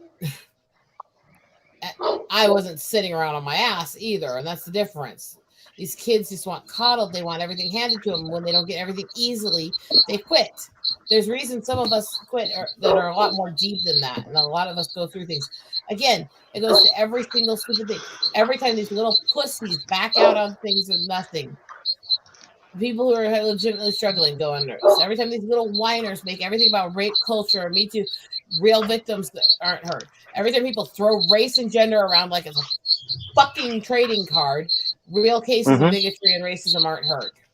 Right. When people like fucking Warren run around and claim things that they're not and pretend to be mixed and getting busted over and over for lying, it makes it a lot harder for the rest of us who are actually mixed and pale skinned to be taken seriously. Well, that's like Jessica and Eve. You guys familiar with that one? No. Who and Eve? Sounds familiar, but... Yaniv. Jessica Yaniv is a trans activist in BC, Canada that is actually everything that people think of trans people. A pedophile, violent, mentally ill, all of that. This is Jessica Yaniv. This person is a predator. This person is a pedophile. And there's tons of stuff on Twitter from their account. And the only thing that they've been charged with is they went on Blair White's channel and pulled out a taser, which is illegal in Canada. So they got charged for possessing an illegal weapon. But all the stuff with, sending really creepy messages to underage girls. This person, there's a screenshot of an application of this person wanting to hold a topless pool party for kids under 16. No parents I heard about that. allowed. Wow. I heard about that. Hey, this was going on during the... I got to get going. Okay. All right. Nice. Thank you for coming on. Huh? Bye. Thank you for hanging on, and thank you for stopping by. It was great. All right. Yep. See y'all later. See ya. Bye. Now, one of the things, this happened, I think it was last year that this was happening. Did you guys hear about the drag queen kid that's like 9 years old or something like that? I did. Was dancing in a gay bar in New York City, taking his clothes off, and gay men, adult men, were throwing money at this kid. Yeah, that's... And they said that they didn't want cell phones allowed in the thing, but somebody still recorded it. And I saw that, and I'm like, this is disgusting. The people who... And then Michael Strahan and the Good Morning America people applauding this kid, bringing him on to talk about his truth and this and that. And it's like, every person who claps in that studio, including Strahan and the hosts, I want investigated for pedophilia. Because Absolutely. what they have just supported was child sex exploitation. Exactly. You know, like that's with all of these minorities that are not, you know, racial minorities. Whenever it comes to kids, it's and mixing with minorities like gay kids, bi kids, trans kids, you know, disabled kids, stuff like this. It's like you are not allowed to say anything negative. You know, yes, that's Soul Assassin. That was the That's guy. exactly it. They were claiming it was gender affirming care. Now, as a trans man, I have gone to laser hair removal places because the surgery involves having hair removed down there. Yeah. Permanently. Waxing is not permanent. Waxing is not permanent. It's not gender affirming care whatsoever, even for cis people. I went to laser hair removal places and I got turned down for getting zapped down there by about 20 different places because they don't do male genitals. After my surgery, they have no problem, but they can't do it while it's still in its present I remember that case, and I'm sorry, that is absolutely wrong. It's discrimination because somebody who specializes in treating women didn't want to touch his nutsack. Exactly. No. How about a Me Too moment and a half there? Exactly, and they won't touch him. Now, if somebody in the shops says, okay, I'll do it for you, fine. That's their choice. But if somebody says, no, I'm sorry, I'm not touching that part of your body, I don't touch that part of bodies. It's like this move on and find somebody who will. Yeah, it's like this isn't one of those porn waxes, kid. You know, I would have said. All these different places, they said no. Then I found one place, they said okay. But did I go and charge all these other places? And the thing is, all of these waxing salons that this person charged through the Human Rights Commission, they were all independent, home-owned waxing salons, and they were all women of color. Every one of them. And now, recently, they lost the case. Yaniv lost the case and has to pay each one of these people that they charged $2,000. And now he has gone to a gynecologist and is upset that a gynecologist will not treat him. This guy still has his cojones, huh? Yeah. A gynecologist, by ethical standard, should turn him away immediately. But that's medical protocol. You're not a woman, or you. Well, it sounds you don't like have he's a looking either vagina. for attention or he's looking for a payday. I think both. And that's exactly the point, Jane. What Repsion said on the matter, I just watched a video from him. He said, this is basically Yaniv bullying these women into touching his private parts and nothing else. Exactly. That's a sexual predator. Well, he's been shown pictures, like there's pictures of him in women's bathrooms, not even attempting to look like a woman, mind you, taking photos in the women's bathroom, asking, should I ask this girl for a tampon? Should I go into the stall with this 14-year-old girl and show her how to put a tampon? It's like, women don't do this shit, you know? And this is over and over and over. But this person has not been charged with any of this. The only thing they've been charged with is a weapons charge, holding an illegal weapon. You know, and they lost their cases against the whacking salon. Wow. Thing is, there are This was during the last administration where they were trying to do the whole gender neutral bathrooms and where both genders could go into the same bathroom and stuff. There was a person or a father who had a kid who unabashedly put online, I am telling you right now, if I see a person who identifies as a woman go into this bathroom following my 6-year-old daughter and does anything inappropriate, that person will need a handicap stall for the rest of their life. And it's funny that these non-binary people that are screaming about this, they are the ones that, they've got crazy blue hair, piercings everywhere. They look completely out of place in normal society. And they're the ones that are making a big stink about it.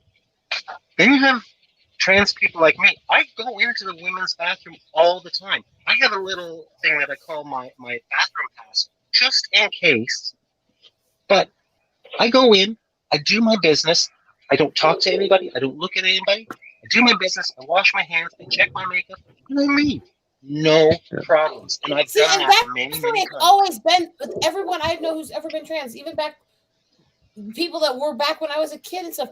They always said the same thing. Nobody gave a shit. Nobody was sitting there at the door going, "You look like you might be a man. Can you show me if you have a penis?" No one. As long as you're dressed like a woman and going in and being good, nobody said a word. Yeah, and if I go in like this into the women's bathroom, nobody says anything. If I walked into the men's bathroom like this, it would be a huge problem. Yeah, they would take issue. And there is an issue with it. Well, even then, it would depend on the circumstances because women have been going into men's bathrooms. Yeah. Yeah, but what are they doing in the men's bathrooms usually? Stuff that should not be done. They're not using the toilets. I mean, not in the way that they're supposed to be. Comment that for privacy, for safety, for everything else, we shouldn't have these freaking stall-based bathrooms, anyways.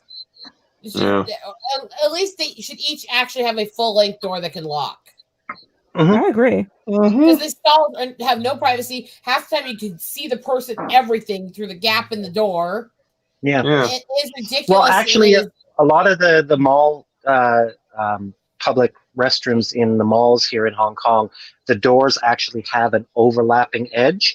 They lock, and the walls go all the way to the floor. Nice. Yeah, and some places in the world are starting to switch those. They're not here really yet. Most places you have like a metal divider that you can clearly see through the gaps. Yeah, it's like, hey, I can see your junk. It's like, yeah, you're a peeper. Yeah. And, I mean, oh my God, I could tell you guys stories. And I have problems with the fact that these schools have these stupid communal showers in bathrooms. I have a problem with the fact that gyms have them, and that they get mad. Planet Fitness, especially, was the one that kept kicking women out if they complained when men would come into the communal shower. Communal, as in both genders? No, as in everybody's in the same basic shower room, and you can see each other coming in and out. Men and women. Yeah, the women's shower area, which is, I have a problem with anyways because you're making everybody have to strip in front of other people to get the shower. But they literally banned multiple women who had paid for membership because they complained about men in street clothes coming in and watching them in the shower. Because you're being intolerant to people who might be trans. So that's not trans. That's a fucking peeping Tom. Exactly. And see, that's the thing, like, I know I'm going to get lots of hate for this, but if you are trans and you're not even trying to fit in, then you're not going to get all the privileges that you think you should, and that's on you. It may suck, it may be unfair, but we live in a gender binary society, and if you don't fit in that gender binary society, you are going to be looked at differently. And that's just the way it is. If I want to be treated like a woman, I better look like a woman or do my best to try. The thing But is if I look like Orange Hat and I walk into the women's bathroom and say, "You have to respect me as a woman because I say so," guess what's That's going not to going to happen? happen. They're going to No. laugh. They're asked to laugh. This is the thing is the people that are claiming to be so about don't label people, don't put them in boxes. Well, these are the people who are trying to tell kids you are trans automatically if you like girly things or boy things and you're the other gender. Well, excuse me, that doesn't make you trans. No, it doesn't. Not at all. Let's talk about the fact let's see if any of you actually know this or remember it if you have heard it. What was my dream job when I was little that I wanted? Oh. Wasn't it a taxi driver or something? No. I wanted to be a ranger. I wanted to work in Yellowstone with the boiling mud and bison. I want to be an army ranger. Wrong kind of ranger. I'm just reminded of Breakfast Club all of a sudden. How many people in today's society, if I was born now, not in the 80s, would try to push that I should be trans and changed? Oh, good Lord. Oh, I'm pretty sure you'd be on hormones already. Oh, yeah. See, I knew what I was when I was 5 years old, but I never said anything to anybody. And even now, I knew my entire life, but I still don't fully support the idea of kids transitioning. If it's something that is prolonged and a long time, like I was, if I went from 5 years old to 12 or 13 and it never changed, obviously then there's something to look into. But that's the thing, look into. Not go, oh well, you're 6 years old and you're trans, let's put you on hormones. Well, that's the thing, there's so much that happens medically in transitioning. You shouldn't be doing it to somebody before they hit puberty because you don't know what their hormones in their body are going to do at puberty. Right. That's why the puberty blockers are such a controversial thing right now. Actually, there are a lot of reasons I can't be a ranger that's medical. I am legally disabled. Yeah. I actually did try to go into it as a field. I was fully told that I am not legal to do the job in any state or any place because of my medical issues. That was before I got worse and became fully disabled. But are you charging them for discrimination? No. Why not? Because they're discriminated. The fact is, jobs need to be able to discriminate because if somebody can't physically do the job, they shouldn't do the fucking job. Exactly. And that was sarcasm. I know, and I was stating the point I knew you were getting at. Yeah, because I mean, have you seen the thing where the firefighter, the woman wanted to be a firefighter, but she couldn't meet the physical requirements, so they lowered the standards for her. Right. That's bullshit.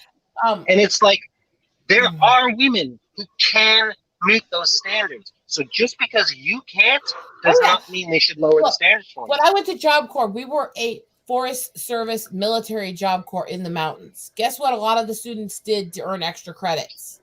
Fire crew, camp crew. They worked as firefighters. We had constantly had people doing the training circuits around center. We had 15 of the girls in this dorm of 60 were firefighters and passed the requirements the men had to. Bullshit, you need to lower the standards for them. That was, by the way, almost 20 years ago now. And see, the thing is, if I'm in a burning house and I'm unconscious, you want somebody who can lift you the fuck out and get you out of there. Exactly. I don't want you to say, I'm a firefighter and I'm a woman and I can do everything a man can, but I can't carry that person who's unconscious. So, hey, can you come and help me? I'm dead. Yep. Because you wanted to be a firefighter. There are so many things that you can do. If you can't meet this one, do something else. Simple as that. You know, and it's getting crazy. It's just insane nowadays that it's like there are physical differences between men and women, and that's a fact of reality that cannot be changed. I mean, I did a video several months ago on the trans athletes thing, and it's still very controversial. But through my transition, I have lost a lot of my muscle mass and my upper body strength, and it's noticeable. And I've only been on hormones for a year, so now I cannot do some of the things that I did last year. You know, and I accept that. I cannot do these things anymore. So I'm not going to bitch and moan and say, you know, I can't carry this bag of rice, so now you need to put wheels on it for me. Mm-hmm. You know, but that's what these people are doing. They're going, I can't meet the requirements that are laid out that everybody needs to meet, male or female. I can't meet them, but I want this thing, so you have to change the rules for me. It doesn't work that way. Exactly. That's the thing with the ranger work. You had to be able to literally pass being able to control and stop all these different wild animals, be able to lift these different things while they're attacking, all this other stuff. It was strict for natural resource. Fire crew, the girls had to do that. To do the pay sheets for the fire crews, to work the office part, because there's a possibility of being sent with them at some point. I had to pass camp crew.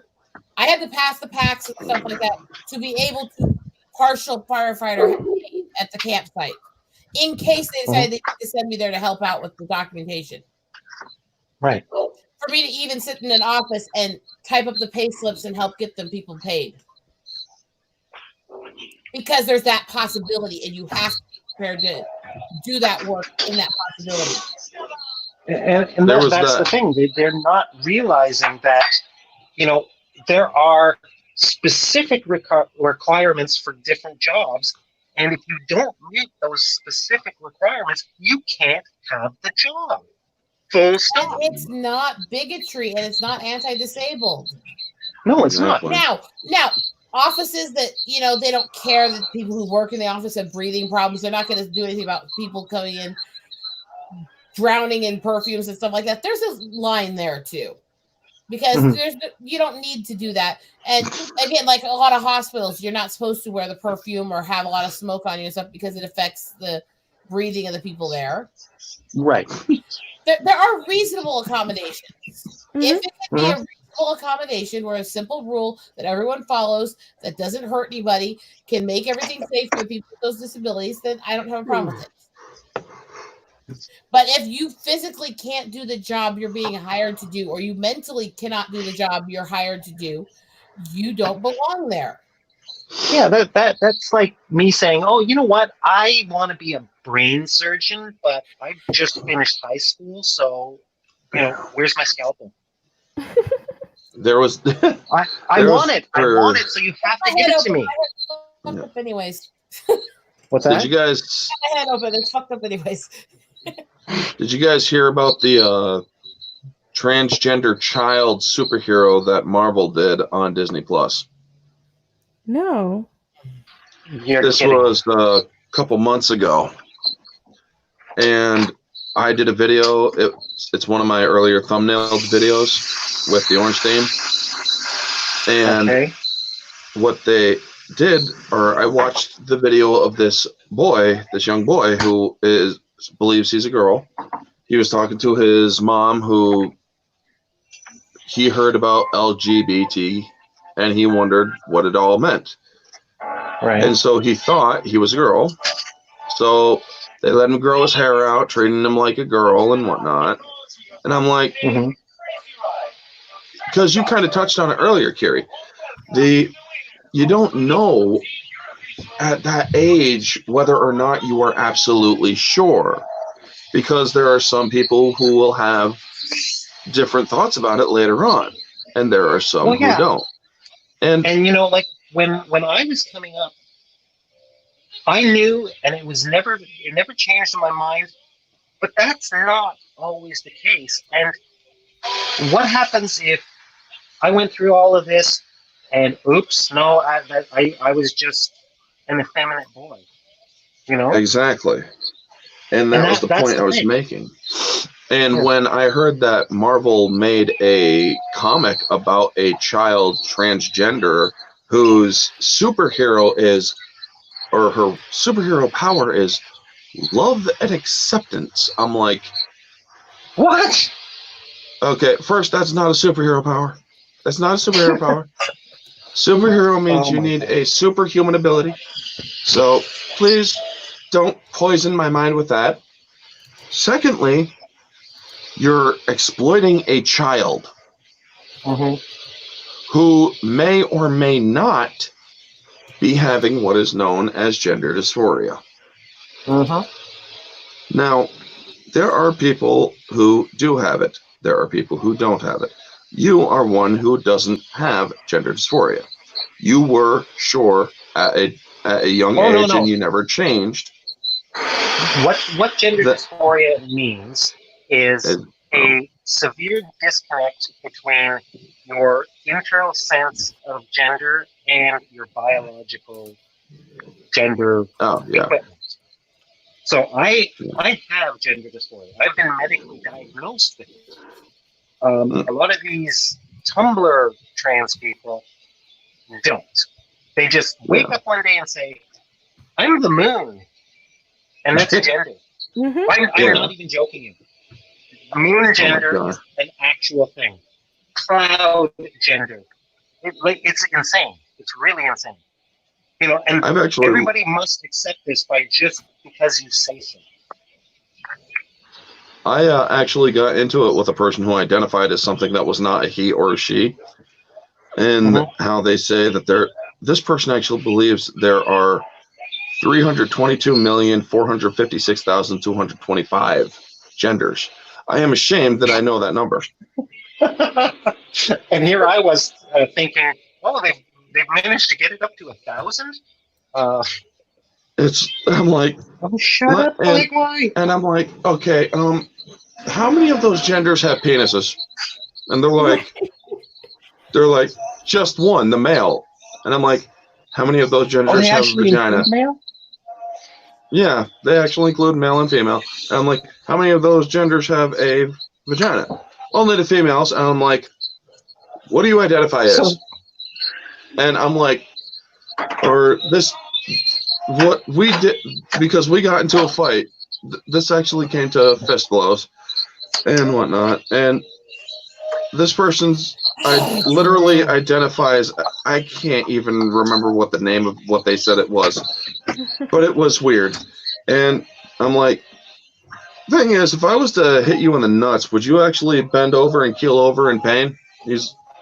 And this person's like, I don't have nuts. I'm like, chances are you do, bud. And he's that's funny because can we point out Drew in chat, please? What's up, Drew? Oh my God, Drew! I missed it. What happened? Drew, Supreme Heretic. I have a problem more shadow lesbian trapped in a man's body. God, good man. God, man. But anyway, it came to blows. And the thing is, this guy, he tried punching at me. He actually took a bottle at me and whatnot. And I went down, gave him a solid nut shot. And he's like, oh my God. I'm like, I thought you didn't have nuts, asshole. And then I just pushed him onto the ground. And his friend's like, we're going to call the cops. I'm like, you go right ahead. I have witnesses here that will tell you right now that this man swung a broken bottle at me. You know, and it's funny. He says, "Oh, I don't have nuts, and you can't hurt me." There, it's like, he's a reality denier. That's his gender. Well, yeah, exactly. I mean, if you hit me between the legs, they're still there. It would still hurt just as much. You know. And oh my God, these people really are insane, and they're the ones that are being loud and obnoxious and making all of us look bad. Yep, it goes right back to one of my other videos. Basically, that video that I did, and it's true. All of these different organizations and communities and whatnot, they are only as good as their worst representatives. Exactly. And you know what? I have no problem with people who identify as non-binary, meaning they don't identify as male or female. That's fine.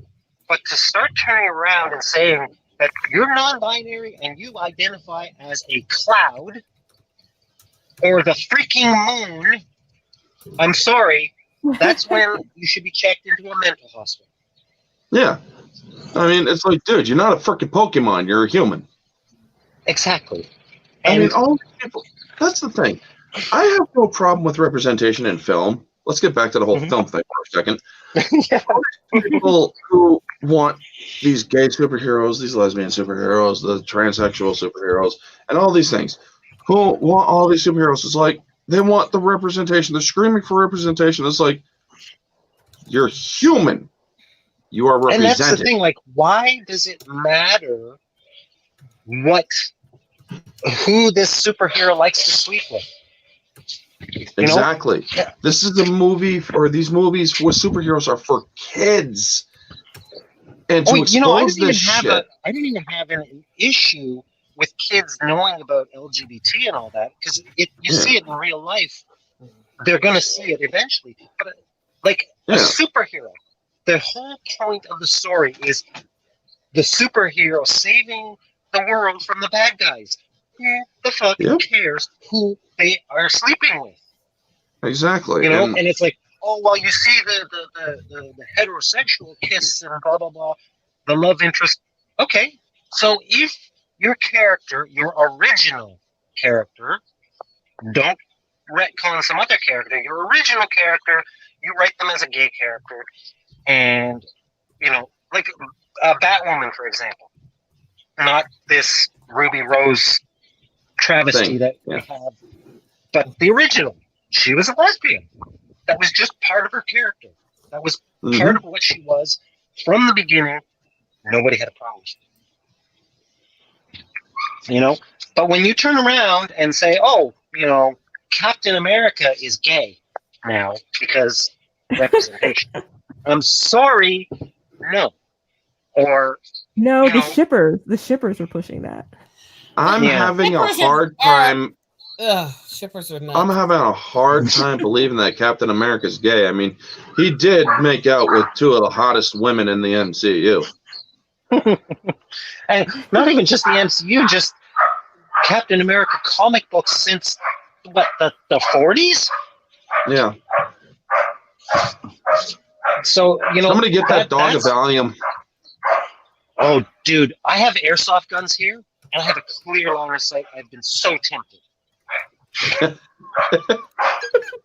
We at Orange Hat Reviews do not support animal cruelty, but God damn it, we are tempted at times. I'm not being cruel. I'm being compassionate. I'm putting him out of his misery. Exactly. But yeah. So Drew, do you want to come on? I'll let him, but yeah, continue on. But yeah, changing characters and this has been an issue with the fans that are being called toxic right from day one. Changing the character to fit an agenda. We have no problem. If you make a new character that fits your identity politics or whatever, as long as you make it a good character. We have a problem when you start changing other characters. Now, that being said, what they did in Ghost in the Shell, I didn't have a problem with. Because the original author of the manga never stated a race for the major. And then the way they addressed it, because it was in live action, set in Japan, the way they addressed it, that it was a Western body android that they put this Japanese brain in, made sense. So that was okay. But to turn around and say, Alfred in Batman is now black. Yeah, that made just like turning Jimmy into a black man in Supergirl made no sense. Yeah. Yeah. But what you're saying, again, there's the other thing is make the stories organically, enjoy the stories organically, realize just because a parent doesn't want their kids to see it at a certain age or other things does not mean the parent is bigoted either. Exactly. It means some parents want those kids to have that innocence longer. Drew! Gone. Hold on, that was Bye-bye. me, but double tapping again. Double tap. There we go. Tappa, tappa. Is he back now? No. No. Okay. He's not back? Jesus. No. There we My go. screen is... There we go. Man, I swear to God, Orange Hat, stop fat fingering stuff. He likes throwing people in the dungeon. What can I tell you? I want to try something here because I'm wondering something. Let's see. Kiri, you're on a roll. Just preach it. Oh, okay, so that is what happens. I haven't said a lot, but you know what? That's the thing. I've actually gotten to the point. I'm not going to be quiet anymore. I have so many problems with, the LGBT community myself because I see all this shit from the inside, and I know how people from the outside view it. And it's like, I'm not going to be quiet anymore. And yeah, if you don't like it, don't care. Yeah, it's up to all the panelists, Soul Assassin. It's awesome. It's awesome that Thank you. There's actually a lot of common sense like trans folk out there, and I wish that they're quiet. I know, and I wish their voices were heard more because right now they're just trampled upon by these extremists, and it's like, what the fuck, man? These people I've got 2 suggestions for you: Blair White and Rose of Dawn. And the other one is Rose of Dawn. Even some of the lefties that I watch, like I watch ContraPoints, and she makes some good points, but she's definitely an SJW and believes into all of this stuff. But she also counters it with a little bit of common sense. But yeah, there's so many, and it's not just YouTube. It's Twitter is absolutely vile. And if I didn't use Twitter to promote my YouTube channel and try and get traction there, I would just quit Twitter completely because it's just so vile. I get into it with people on Twitter daily. I've been called a transphobe. I've been called a misogynist. I've been called which is funny. That is fucking rich. Oh, the one that gets me is misogynist, and I'm supposedly anti-minority. So hey. Well, I think it's hilarious when people call me a misogynist, and I'm like, okay, let's check this for a second. I am actively transitioning to female. I spend thousands of dollars to do this medically and socially. I go out into public daily like this, and I get the scorn and ridicule from the general public here in Hong Kong, which are not very trans-friendly. All of this because I hate women. What? They know. It doesn't make no sense, man. It's bizarro world. Sometimes you just gotta smack an idiot. I just have to hold back on engaging them on Twitter. I just don't. I don't either. I try, but the low-hanging fruit is so sweet. I just can't resist. There are times when they do something really stupid. It's just fun to smack it back and drop it. Well, I don't get to say half the stuff I want to say on Twitter because, you guys know that I write for Bounding and I'm representing not only myself, but, the publication I write for. So I have to watch what I say.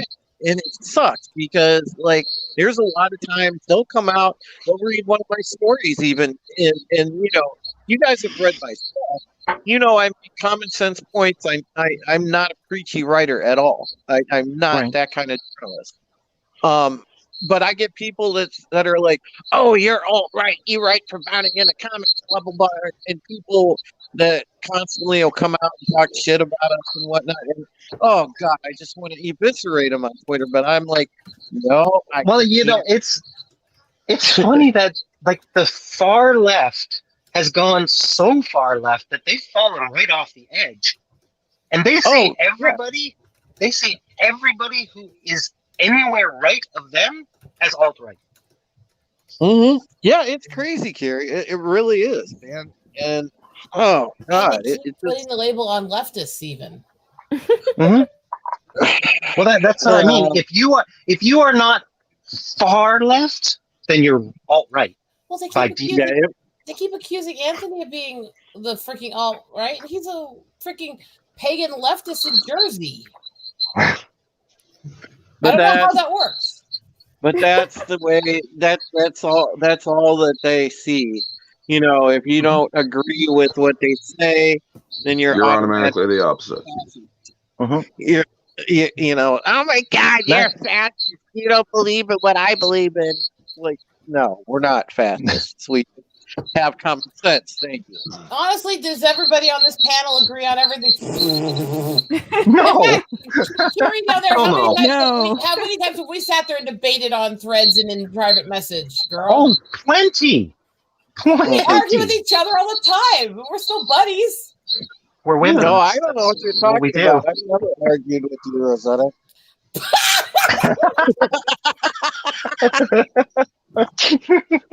But yeah, the thing is, that's what makes the Phantom Menace a great community. We agree to disagree, and we don't hold it against them or against anyone. Well, I've never argued with Dave, but then of course I've just kind of recently met Dave, so it's like, oh. Yeah. I mean, there was that one time where I kind of did do a really stupid thing, but we won't really get into that. But I apologize for that shit. When I realized I did it, I mean, you make a bonehead play? Never. Dude, you were the one that freaking told me what I did. I was like, oh, I'm like, why is everybody pissed off at me? And you're like, dude, did you not realize what you fucking did? And I'm like, yep. Fuck. And I realized it, and I freaking apologized for it. Yeah, we won't revisit that, but yes, to your credit, you did apologize for it. And it's like, oh my God, I can't believe that I actually, because I honestly didn't even fucking realize I said it until you reminded. It's like, oh fuck. But yeah, it wasn't something I'm not going to repeat it on here. But yeah, Drew, oh what you were saying, man. You know, what you were saying, Drew, I really agree with you. Like, you, because of your position with bounding, there's a lot of things you can't say. And there's a lot of things you can't say because you're a guy. You know? Yeah, you'll get blasted for that. So that's why, you know, I'm turning around and saying, you know what? I am the most protected class of people you can have. So I'm going to use that privilege to get the message out. Because why not? There you go. You know? I mean, and all these SJWs want to put everybody in the same thing. Freaking use that shit against them.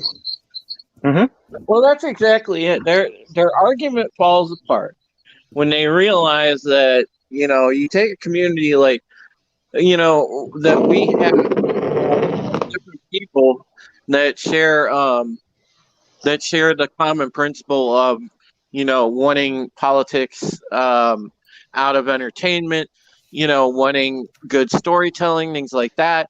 And you take a look at our community, there's so many diverse voices here already. Well, so they can't use the diversity argument against this community, even though they love to. They like to come out and say, oh, Phantom Menace is a bunch of alt-right trolls. It's a bunch of toxic male misogynists. Oh, they do, though. And when I get on the Twitter feeds saying, hello, transgender woman, proud member of the Phantom Menace, silence. Mixed race woman. They just ignore me. Yep. Yeah. I mean, you know, well, they call the women pick-me's. That's their thing now. When they they kept there was that one that actually I actually got that. And they're fucking horses. Exactly. There was that. Well, it's funny though. Hold on, Orange Chat. It's funny though. Yeah. Like, if you have a woman, if you have like one of the women, you know, from our community speak up, they will sit there and tell women that somehow they have internalized misogyny. That's not even a fucking thing, man. Right. It's not even like They also will stalk our pages and report every fucking tweet, trying to find something Twitter will find offensive. That is the they most double down on women. Suspensions since September because they're stalking I my haven't page. had that yet. internalized misogyny has to be the most asinine comment I've ever heard. It's the most asinine concept I've ever heard. You know, I mean, there's a lot of women in this community, and I know most of you have your, bravado and this and that, but man, that you all have girly girl sides. It's cool. I get that. I like that. And the fact of it is you're still as feminine as they come, and these people still come out and say somehow you have internalized. I'm gonna be honest. I'm probably one of the least feminine in this community. There's still some girly stuff I do. Well, yeah, but shit, man. It's just funny to me because when they try to make those false equivalencies like that, it's hilarious. That's like they would come and tell somebody that like Babu says something, somehow he probably has internalized racism. They'll come out and make those stupid false equivalencies, and I hate those because they're so just asinine. They don't even make sense. Well, yeah, like they turn around all the time and say that we are all a bunch of white man babies living in our mom's basement, yada yada yada, and then we have everybody. If they did do that, it would have to be handled in the right way. Yeah. By the way, man, I am tickled as all get out. I finally get to be on a stream with both of you, Jane and Carrie. Oh, thank you. And I was happy to stream with Jane finally because we talked back and forth in chat all the freaking time, but we never actually managed to get on the same stream together before. And this is my first stream ever, so. Man, I finally got a chance to put a voice with the typing, so it's cool. Oh, I'm glad I got a chance to chit chat and meet y'all, and Carrie, you're a riot. I'm glad I got a chance to finally get on a stream with you. Speaking of which, I am gonna have to start cutting this short because it's almost midnight where I am. But yeah, folks. Oh my gosh, man! Are you seriously are you keeping old man hours now or something? Hey, staying up to 11 or staying up to midnight is actually freaking late for me now. I mean, usually I can. My birthday's in 7 days, homie, and I'm the old one. You ain't even caught up near me yet. You're going to bed. Yeah, I know. Well, how old are you? You know what? We will go to midnight. Man, we'll go to midnight. Gary, I'm about to turn 46 on the 22nd. You're the same age as me. Nice. Oh, well, shit. We're all right then. Yeah. But yeah, we're gonna go. We'll go to midnight. We'll go to midnight for the stream. But yeah, I mean, the whole thing where he just asked about if they turned evil or Luke evil. It's like if they do it right, they do it right. But it would have to be like an in a mirror darkly kind of thing. Yeah, Luke has been dark side before in the Legends books. Yeah, exactly. So it's not a foreign concept, but the thing is I would like to just see something like that done right in a good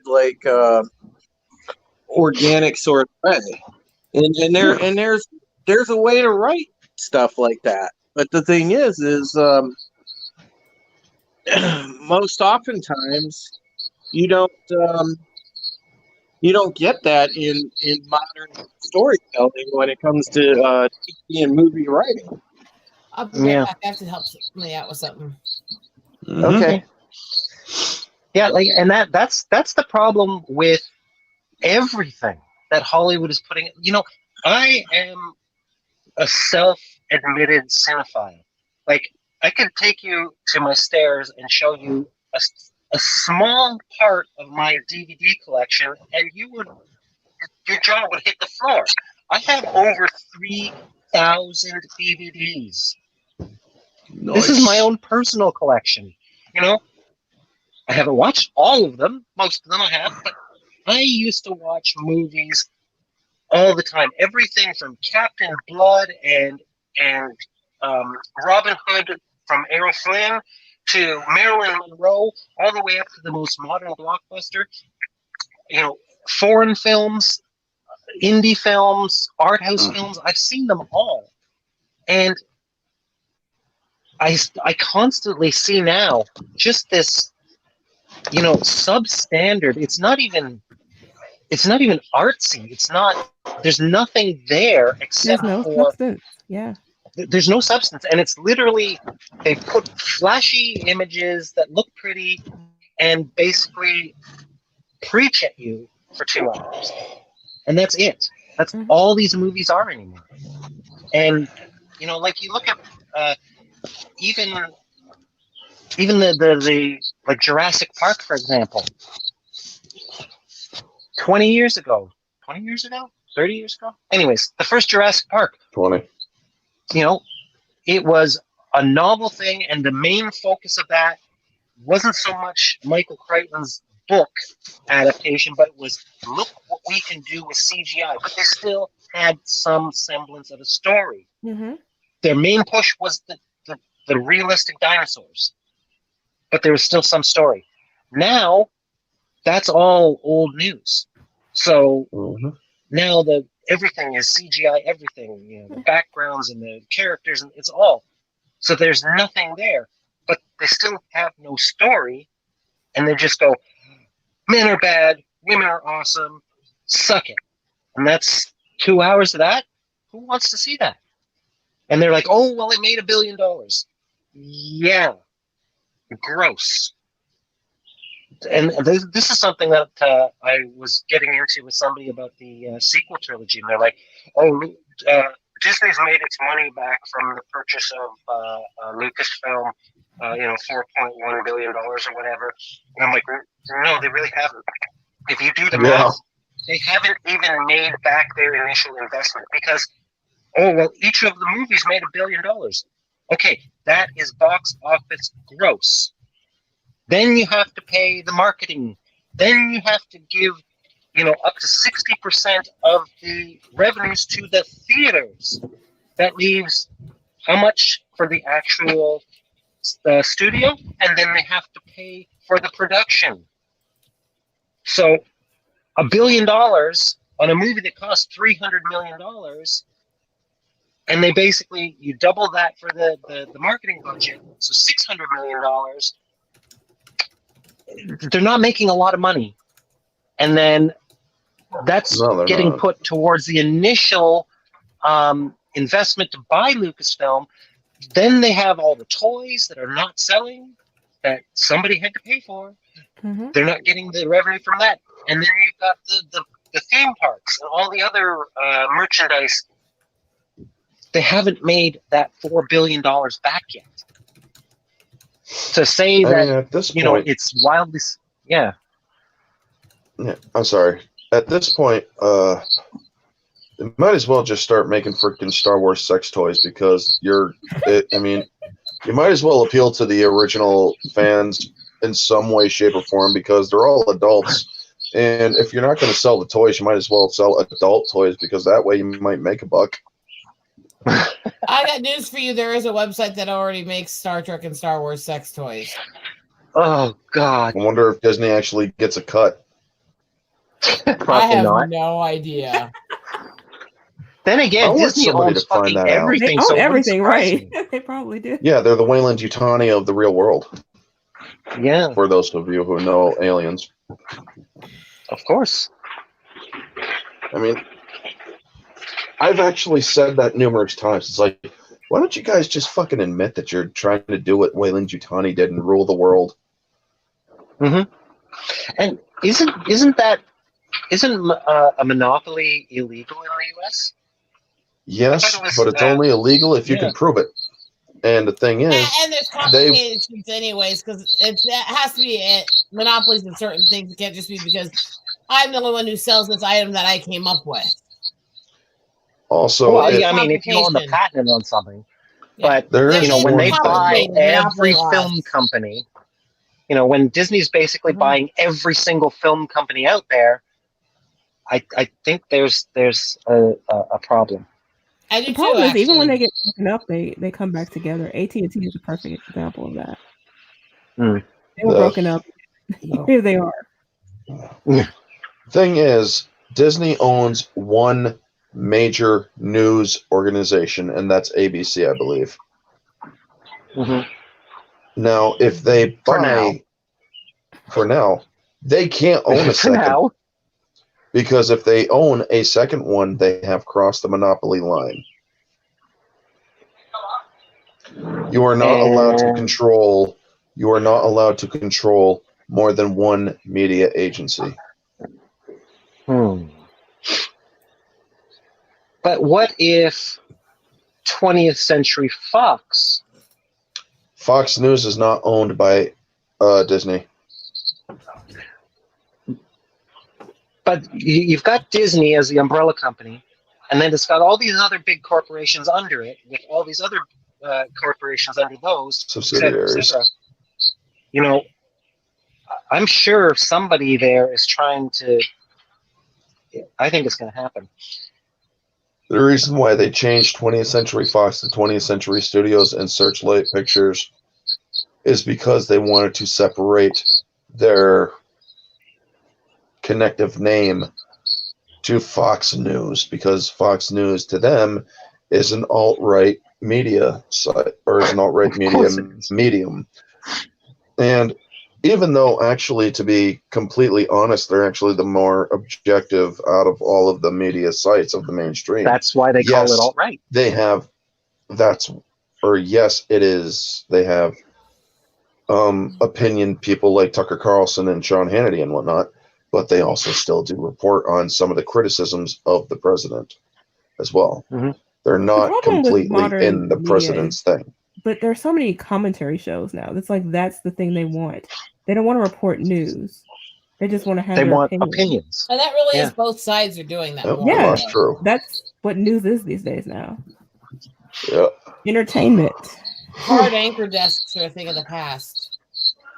Yeah, and that's one of the reasons I haven't watched the news. Like, I get berated by my ex all the time. You're not looking at the news? How come you don't know this? And I'm like, because 99% of the news is nothing but clickbait. Right. And it's not even true most of the time. Like, this whole coronavirus thing, I don't know. I can't tell you how many people have contacted me. Oh, are you safe? Are you okay? How is it really bad over there? No, it's not. It really isn't. I mean, I could show you my little area of Hong Kong here. People are not wearing masks. People are not dying in the streets and then raising as zombies, like some people seem to think. That's because of the whole. That's because of that whole lab with the umbrella logo with the green stripes instead of red. I was wondering where that came from. Umbrella Man is behind it all. Yeah, because I was wondering where gosh, because everybody was like, "Oh yeah, we got a zombie apocalypse going." I'm like, "Cool." It's like, where are the zombies? Yeah. Yeah, it's that bio lab that's in China that has the umbrella logo from Resident Evil. Instead, it's green instead of red. And I'm like, oh my God, you gotta be kidding. But people started doing the whole, they tried making the parallels of the whole raccoon coronavirus, or corona is a thing for raccoon. I'm like, no, it's not. Because if you want to be completely technical, raccoon is spelled with 2 C's, not 1. So, well, when this a couple of weeks ago, the surgical masks, which are completely ineffective, mind you, I've done some research on this, and they do nothing to stop the virus. You basically need something like this. A respirator. that seals, not a piece of tissue in front of your face. Those surgical masks are worn by doctors to prevent them from spreading any germs they may have to their patients. Those not don't the other way prevent you around. from getting diseases from other people because they Exactly, don't prevent it from getting on your skin. The only thing that does is if you're coughing and sick with a disease, it helps you keep from spreading it. Exactly. But ever since SARS, it has become so ubiquitous in Asia that these people will wear these masks nonstop, all the time. And, you know, when all that started, normally a box of masks in Hong Kong, I think it's like $150 or something Hong Kong dollars, which is like maybe $20 US, something like, divided by 8. I'm terrible at math, but it's like 150 Hong Kong dollars for a box of 100. Now, last week I got a picture that they were selling the same box for $1,700 Hong Kong. Holy $1,700. That's almost 2,000 Hong Kong dollars when it's normally 150. What? My dad went to the grocery store because we were almost out of toilet paper, and these fucking people were going nuts, buying like 50 packages of like 12 rolls of toilet paper and just piling them on. I had a picture that was sent to me from one of my contacts of somebody's house. Now, keep in mind, Hong Kong homes are very small, you know, on the average of like 300 square feet. And these people had a stack of toilet paper from the floor to the ceiling, 2 rows. And they were buying up all the rice. And it's like, well, because there might be a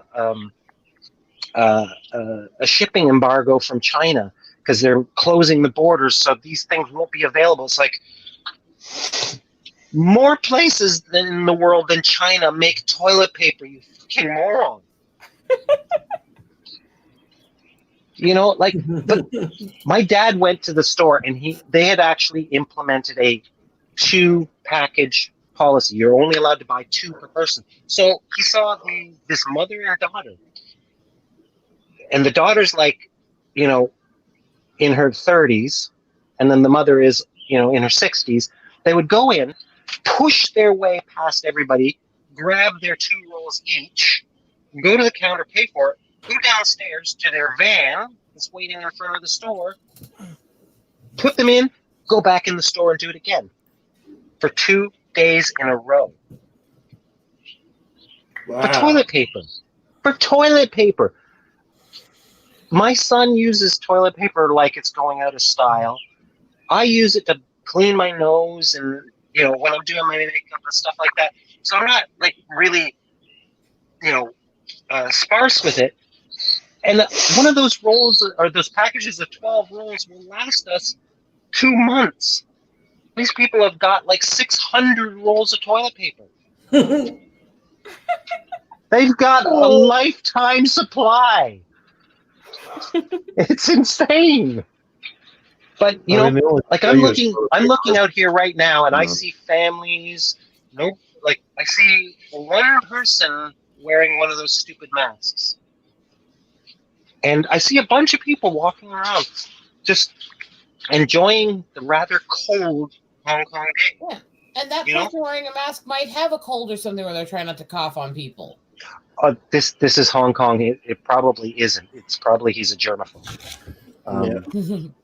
You know, in the West, if you saw somebody wearing a mask, that would be a safe assumption. Here, it's because they think they will. Like they honestly, I swear, these people think that those surgical masks are some kind of magic barrier. Put it on and you're safe. It doesn't work that way. Have you guys ever seen that movie, Ultraviolet, with Mila Jovovich? Yeah. Yes. They did a lot of those mask things in that movie too, and I'm like, what is it with all these fucking mask things?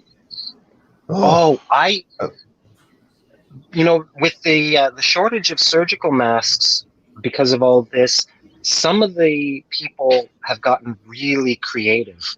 I saw one guy wearing the cup from a bra as a mask. Somebody had a hollowed out melon with ear straps as a mask. Oh my gosh, that is ridiculous and delicious at the same time. No. The best was great, I'm sure. Yeah, somebody had taken one of those large water, the what is it, 5-liter jugs or whatever. Mm-hmm. You know what I'm talking about? The really big ones. Cut the bottom off. Put a small water bottle, like the size of one of these things. Put some tissue, paper towel in it, and attached it to the side of this big jug, and put it on their head like a space helmet, and walked around in public. I am not somebody get that man a NASA registration. When we get off the stream, I'll send this to you in Twitter because it's hilarious. It is absolutely bonkers.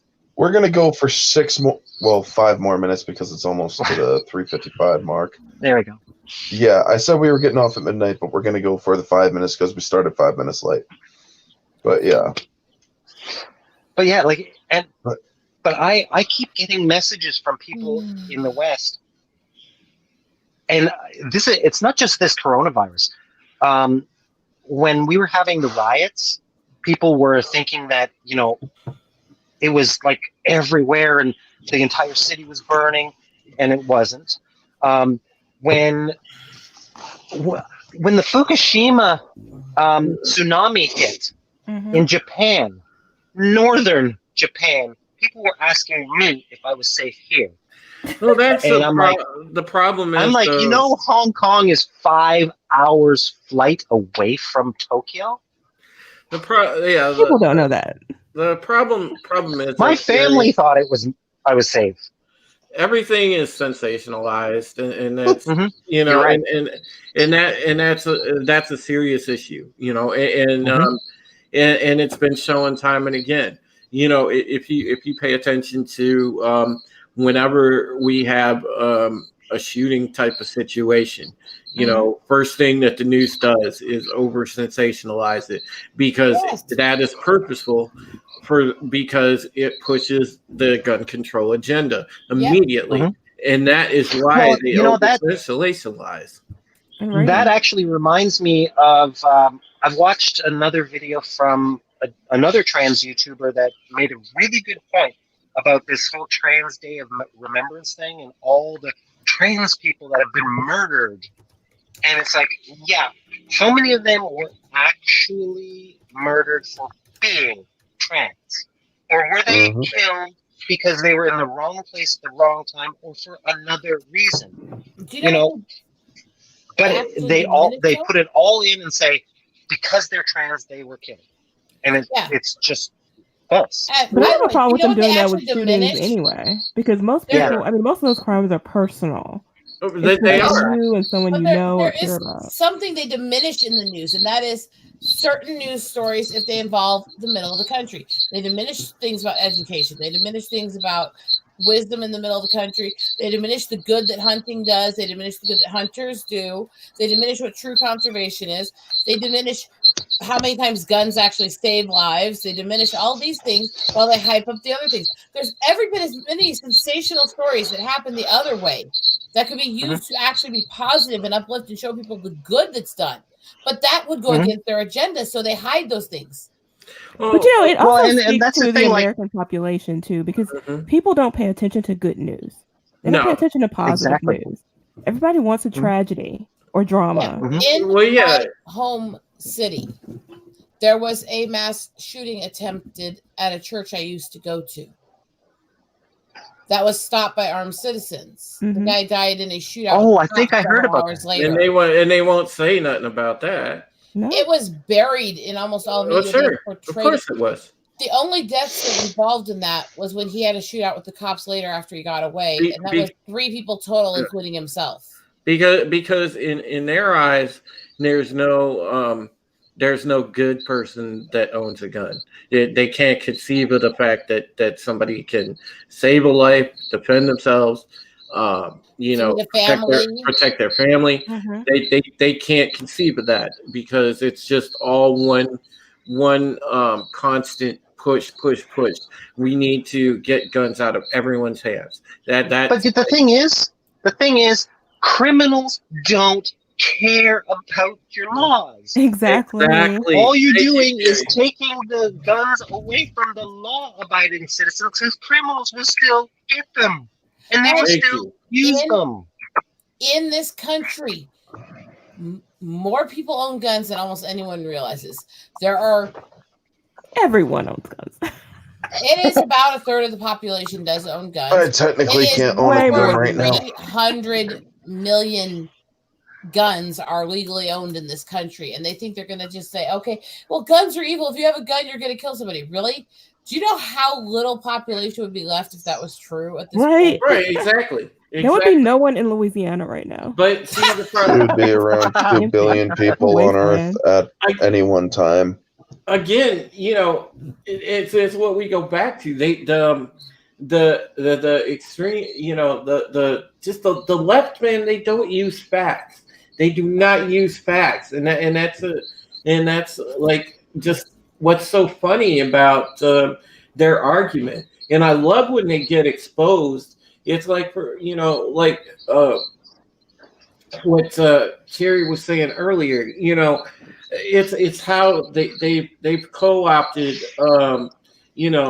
minority communities. They've co-opted the Black community. They co-opted the gay community, the trans community for votes, and they basically exploit people of color, trans people, gay people. They exploit them because it's just like, hey, look, you could be like the involuntary face of our movement, but we ain't doing nothing for you. We're using you. Exactly.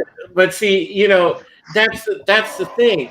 They've got so many people taken in, roped in by their stupid promises all the time that they're going to do something, but they never deliver. What they do is turn around, and as soon as they're in office, hey, guess what? We're going to hike your taxes. Yep. That's the first thing that happens with those people, and it's just it makes me so mad of what they do, because hey, look, I'm not I'm I guess mixed race, I'm mainly Filipino, but yeah, I'm mixed race, got a little white boy in me, but I mean, hey, I was gonna say something.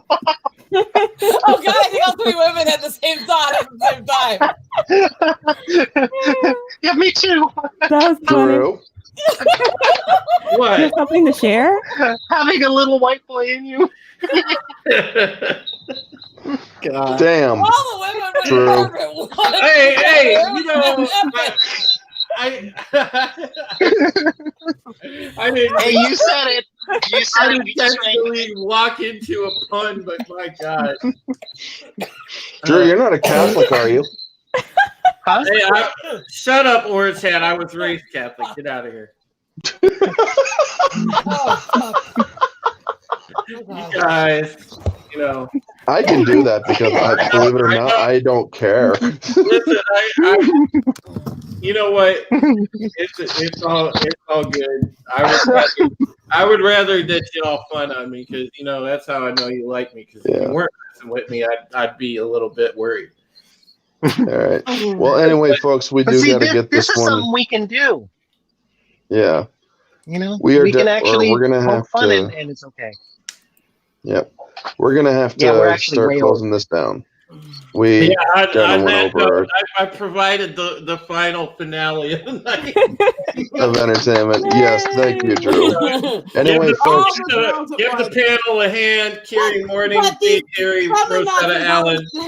These feminazis always say that it's men that are pervy. What happened when he made that comment? What three people started laughing together at once? Anyway, folks. Thank you. We all. are just as bad as men. We just hide it better. Sometimes. Yeah. Sometimes. All right. Peace out to All right. everybody Thank out you there. all. For, Night, guys. Yep. Or Good night. good day. guys, gals, and everything in between. Thank you all for stopping by. Thanks for Carrie, having us. Rosetta, Jane, Drew, and to Candy, who dropped by earlier, and to Classic Comics, who was also a part of the fun.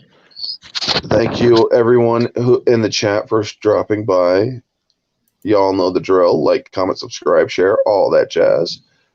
Anyway, folks, let me know all your thoughts down in the comments of all the stuff that we have talked about, not just the Star Wars stuff in the beginning, but the insanity that ensued afterwards. Let me all know all your thoughts. This has been Orange Chat Reviews and guests, and we'll all catch you on the next one. Bye-bye. Bye. Hello. And